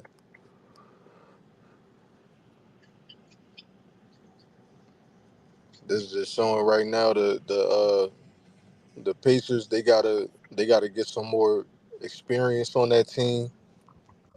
This is gonna be a good measure of what they need to do when the playoffs come. Because I do think they'll squeak into the playoffs anywhere from the sixth to eighth seed. They're the fifth seed right now, but I think that'll drop down to sixth to eighth seed. They'll make the playoffs, and they need something like this to teach them how to move forward, take better care of their bodies so they're not gassed. Uh, learn Yeah, they how get to manage their energy throughout regular yeah the season stamina. games. Yeah, Yup. yeah. It looked like it was mismanaged on their stamina, and Rick Carlisle, I think he's getting a little more pissed because Buddy Hill just shot a 26-3 jump shot. They're not running their offensive set, and as soon as LeBron got the rebound, Aaron Naismith fouled him. So Rick Carlisle called a timeout. And, for me, being an observer for watching basketball for as long as I have, that's a sign of frustration for Rick Carlisle. He's Exactly. pissed. He's about ready to put in his White bench and flag. just let it roll out. And frustration right uh right before you said that, that's a great point. I was gonna say the players are frustrated. They're tired. They gas like you've been saying. They know at this point that the Lakers just have them figured out. They're pissed off. They frustrated. And those 3-pointers that we've been seeing, three threes in a row of 26 plus feet, that's frustration shots. That's them not having that championship pedigree yet and not knowing what it takes to win and being frustrated with themselves for not knowing what it takes to win. So they just chucking up anything at this point. Yeah, Kevin Hart is having a ball right now. He's on FaceTime with Usher. All the Yeah, celebrities are ready to go party because the Lakers won. I mean, it's just a whole lot of things go right when the Lakers win. La La Land, Vegas, LeBron is out. You know what I'm saying? It's just really good for the aesthetics of basketball on and off the court. yeah. This was a nice and a needed win for the Lakers. Uh, they need this because I think for since the bubble chip, I think they've been having sort of an identity crisis. Uh, and they needed some type of trophy to hoist so that they know that they still have that championship pedigree in them. And this was a big game from AD. He finally stepped up to the call. Second half, he had 22 second half points up to this point, 39, 20, and 5. Uh, 4 blocks, 15 for 24 from the field. This was a huge game for AD, and this was a statement game for AD because the Lakers need Anthony Davis to prove that he's number one. LeBron James cannot be your number one scoring option. It's nice when he is, but you need that young guy who's still at the peak of his prime to prove that he's the best player on the team. And AD stepped up to the call tonight. No doubt. So who you crowning MVP? Anthony Davis, hands down. No doubt. This was a big game for him. Uh, he's been doubted a lot, reasonably so. He's been fairly criticized because he hasn't been stepping up to the call. And for him to step up on the biggest stage up to this point in the season, obviously not the biggest stage, but for what the tournament is, this is the biggest stage in the tournament. He stepped up and he showed he's number one, at least for this moment. Now he just needs to carry that to the playoffs and do the same thing. Big night for Anthony Davis, 39 points, 20 rebounds, 39 minutes of play, 15 for 23. Only missed 8 shots on the night. But LeBron is still a part of the MVP in season race. And right now he got 22 and 11. So it looks like LeBron will probably be MVP of the in season tournament, and Anthony Davis will be MVP of the championship. Absolutely. And LeBron just scored again, so now 24, 11, and 4, 10 for 21 shooting, 2 steals. So he looks like he got that locked in.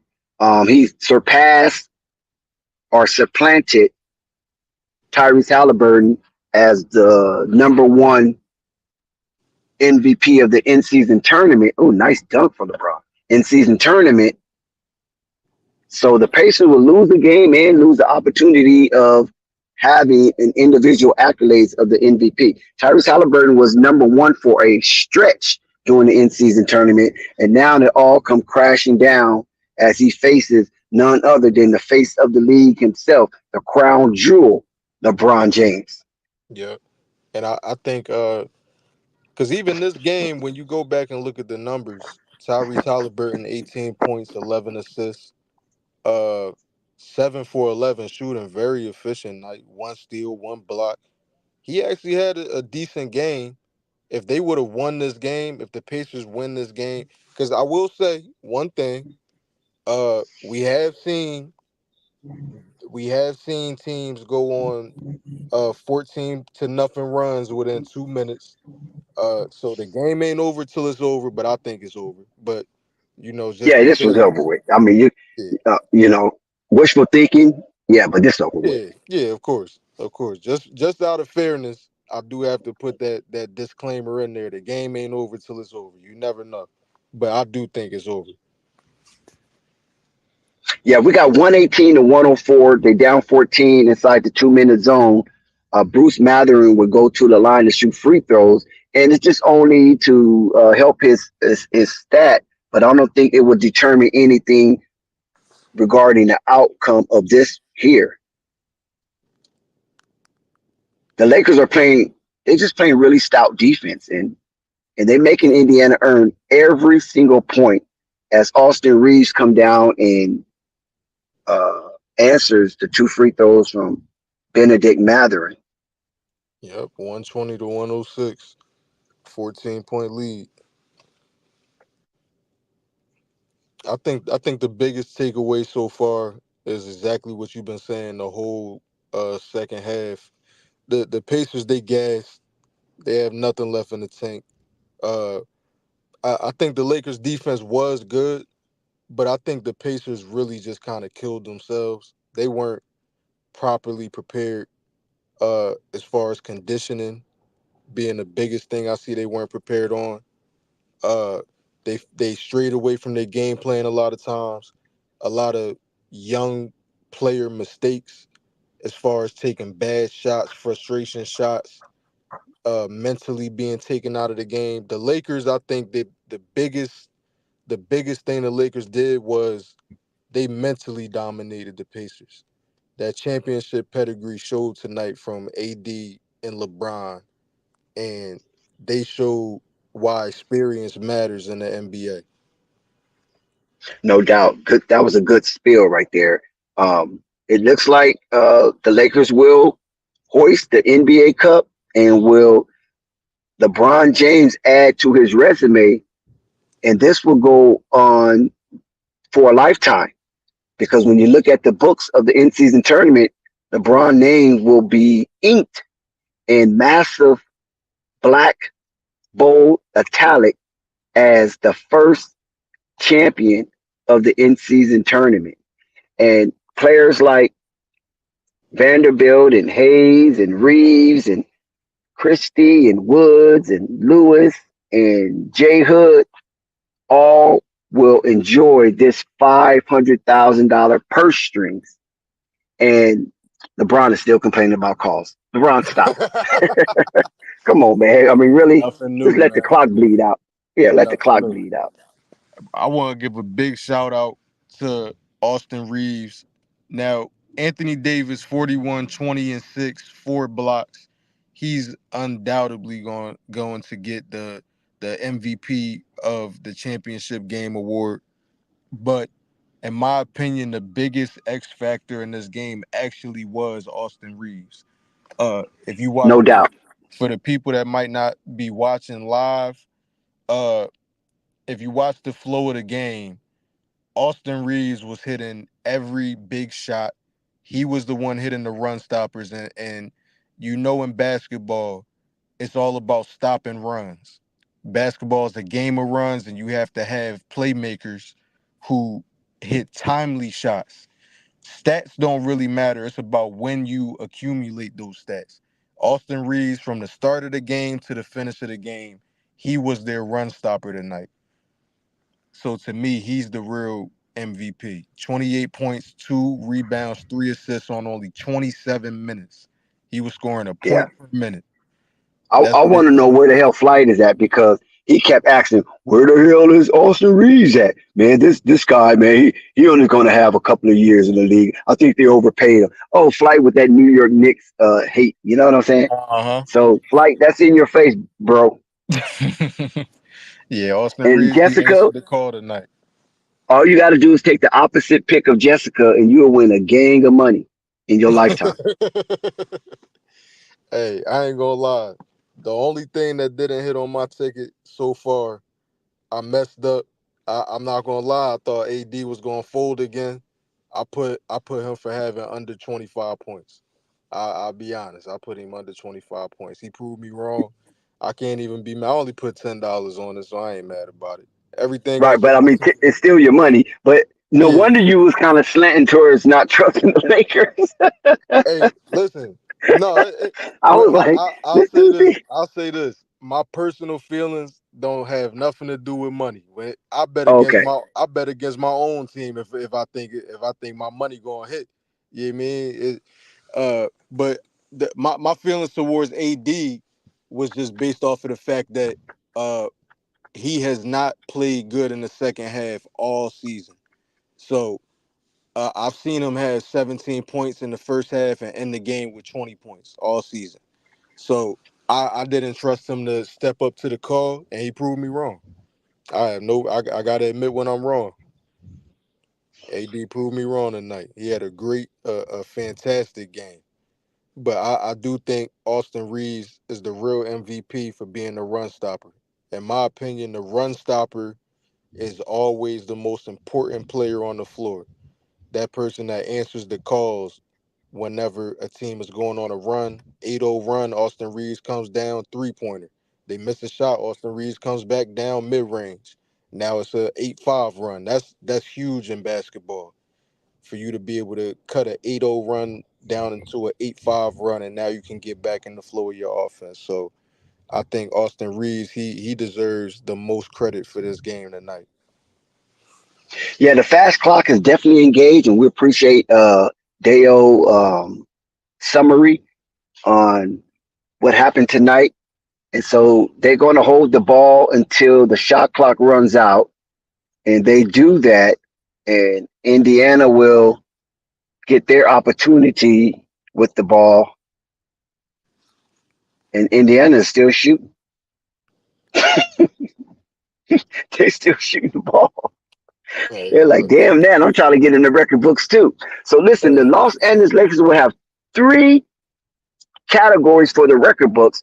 The first overall winners, LeBron James in season tournament MVP, and Anthony Davis, the championship game MVP. So they will go down into the record books forever. This will never be erased. And LeBron is crowned champion of the in season tournament as they put on those illustrious championship shirts to showcase and show off with ostentatious behavior. The Los Angeles Lakers win the in season tournament, the very first inaugural in season tournament. Now Jessica want me to shut up. Sore loser. Who is this Oscar guy? Why is he still trying to score? hey, man, The look. game is over. It's official. Los Angeles Lakers 123 to 109. The very first champion of the inaugural in-season tournament live at T-Mobile Arena on the Las Vegas strips where all the stars came out to hang out to witness this festivity of a masterpiece of the in-season tournament. And a champion is crowned, and that champion is the Los Angeles Lakers. Yes, sir. Yes, sir. I think I can't say this was a great game. The Pacers played some terrible basketball tonight, but I think this was a very successful first tournament, and like you said earlier, this this this going well for one of the cornerstone franchises of the league, a prestigious team such as the Lakers. It couldn't have been written any better. I think it's good for the NBA when their cornerstone teams are setting precedents. So uh, I think this is definitely going to be something that stays around for a while, and I think it'll be even better in the years to come.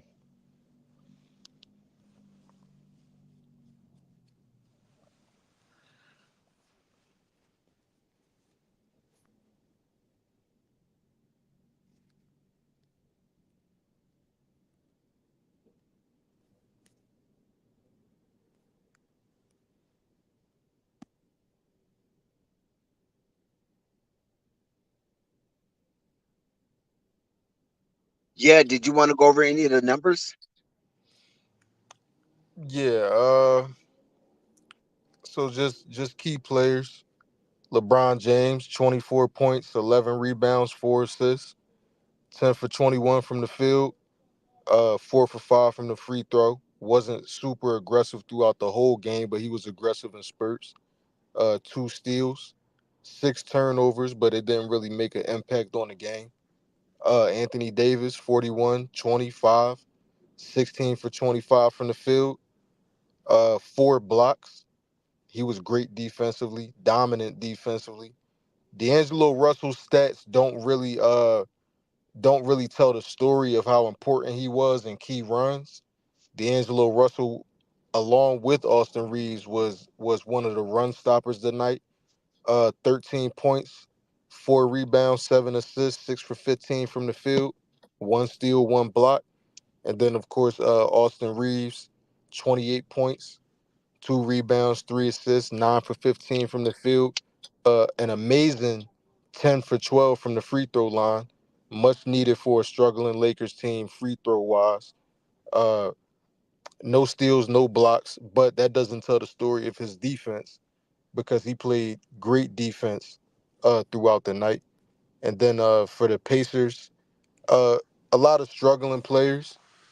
Mathurin, his stats, he played great.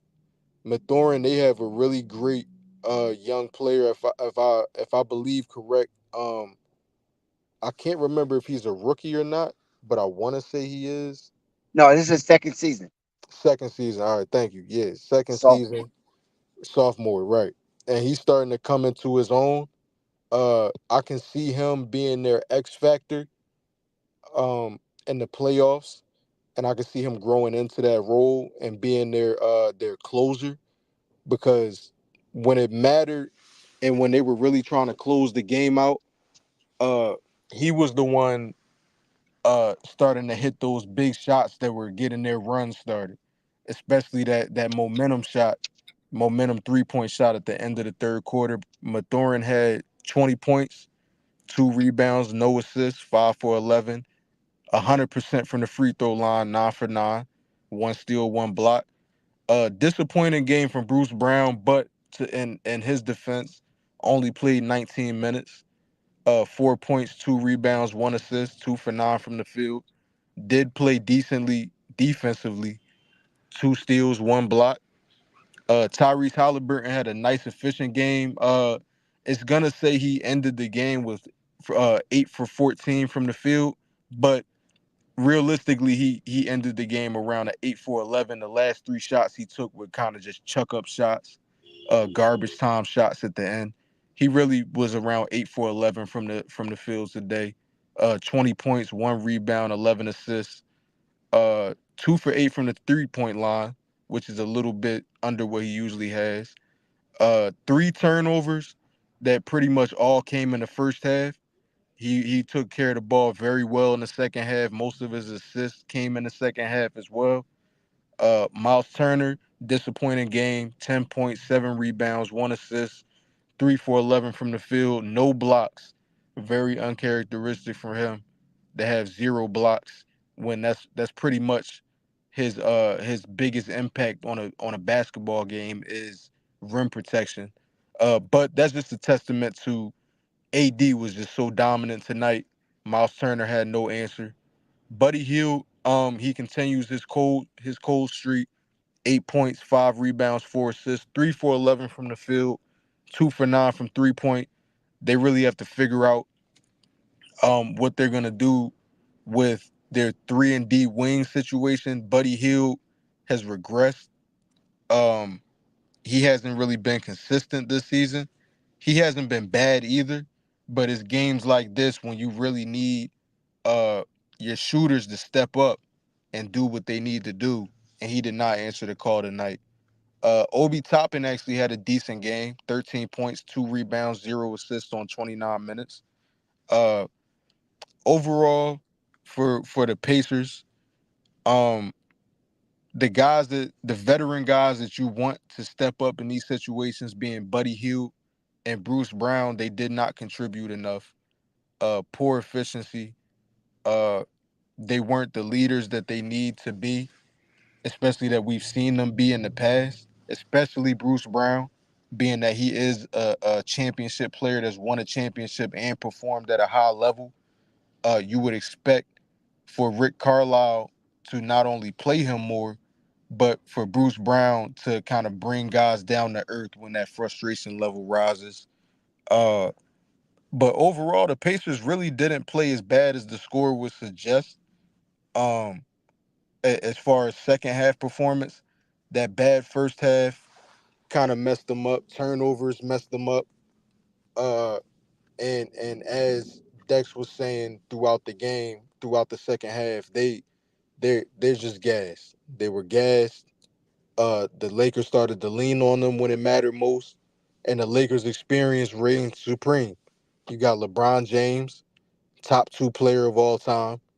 Anthony Davis, championship player, always one of the best players of this generation. D'Angelo Russell, experienced vet. Uh, uh, you got some young guys in the mix. Austin Reeves is a budding uh all-star, at least playing at an all-star level.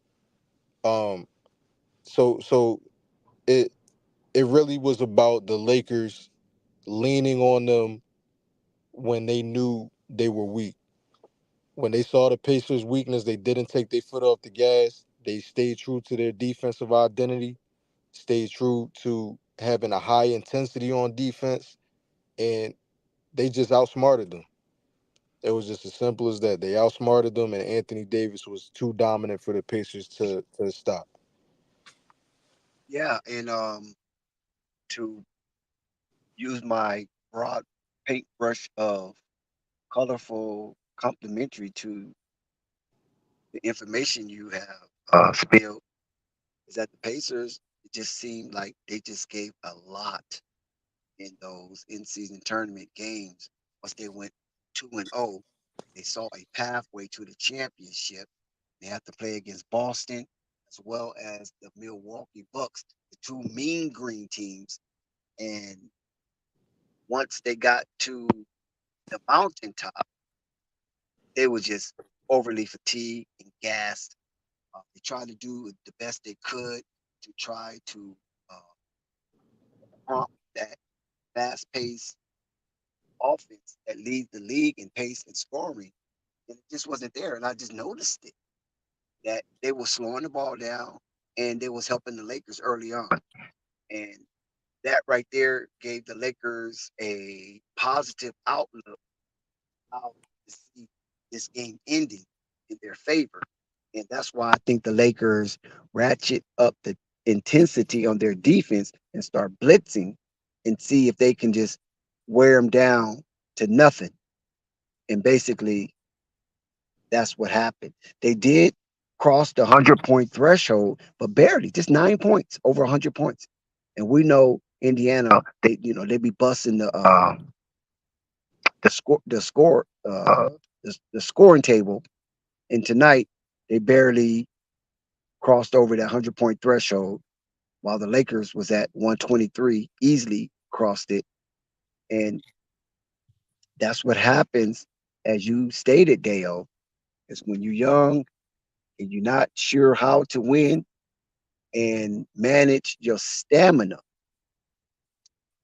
as the Lakers did with theirs. And I just think the Lakers are strangely mixed with veterans and youth that gets, they really get it. And D'Angelo Russell in Arkansas won 5. They just went out there and just, put up their shots and wasn't too reckless, while Vanderbilt and Cam Reddish played some top-notch defense. Oh my God, Cam Reddish. I mean, this is the version of Cam Reddish that the Atlanta Hawks thought they was going to receive. But it just so happens the Lakers have peppered him, and now he is seasoned. Cam Reddish defense on Tyrese was just tremendous, as well as Vanderbilt, as they blitzed him constantly to make him make the right decision. And when he got off the ball, the shooters wasn't in their perspective position where they'll be comfortable on the court shooting from, and they just had to shoot wherever they could, because Tyrese was kind of eliminated especially early on, from being the curator of the Pacers offense. And I just think that was a marvelous job for uh, Darvin Ham in his scouting of the Indiana Pacers and seeing where other teams didn't believe the Indiana Pacers was as good as advertised. Darvin Ham didn't take it for granted, and neither did the Lakers. Absolutely. Absolutely. That's a great point. I think a lot of teams definitely would have uh, glossed over the Pacers, and they would have said, you know, they would have just expected they're young, they're inexperienced, they don't know what it takes to win. We do. A lot of teams would have gotten overconfident, and like we see in the NBA all the time with top teams against younger teams, take their foot off the gas and get a little overconfident. But like you said, great coaching by Darvin Ham to relay to his players the importance of keeping your foot on the gas and not playing down to competition and using their experience as as as ammo to be able to lean in to a gas Pacer team when they obviously just didn't have anything left in the tank. It was a great overall team win for the Lakers. They did exactly what they needed to do. They were in control of the game for majority of the game. It was certain times where they kind of slipped off a little bit, but they definitely always came back to the main thing, which was, like you said, defensive intensity and relying on your star players to to stop runs. So that was a great game by the Lakers. They played some very good basketball tonight, and I hope I can see them use a similar blueprint in the playoffs and maybe make something out of it.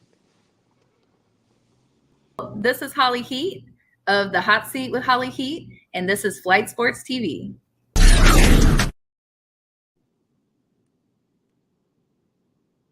Great points, Dale. And shout out to Flight Sports TV, the machine, the voice of the voiceless, the people's champ, the hottest in the streets. We want to congratulate everyone who stepped up to the plate to be a part of this live stream play-by-play inaugural in-season tournament championship matchup between the Indiana Pacers and the Los Angeles Lakers. And yes, the people were satisfied. We're And gonna the pull people, back up tomorrow. yes, sir, Flight. I appreciate you, Dak. Shout out everybody in the chat. Shout out Dale. We'll be back with you. It's a hell of an in-season tournament. We'll break it all down even further tomorrow. It's Flight Sports. Flight Sports TV, man. That's my dude. I rolls with him. You heard what the man said. It's Flight Sports TV.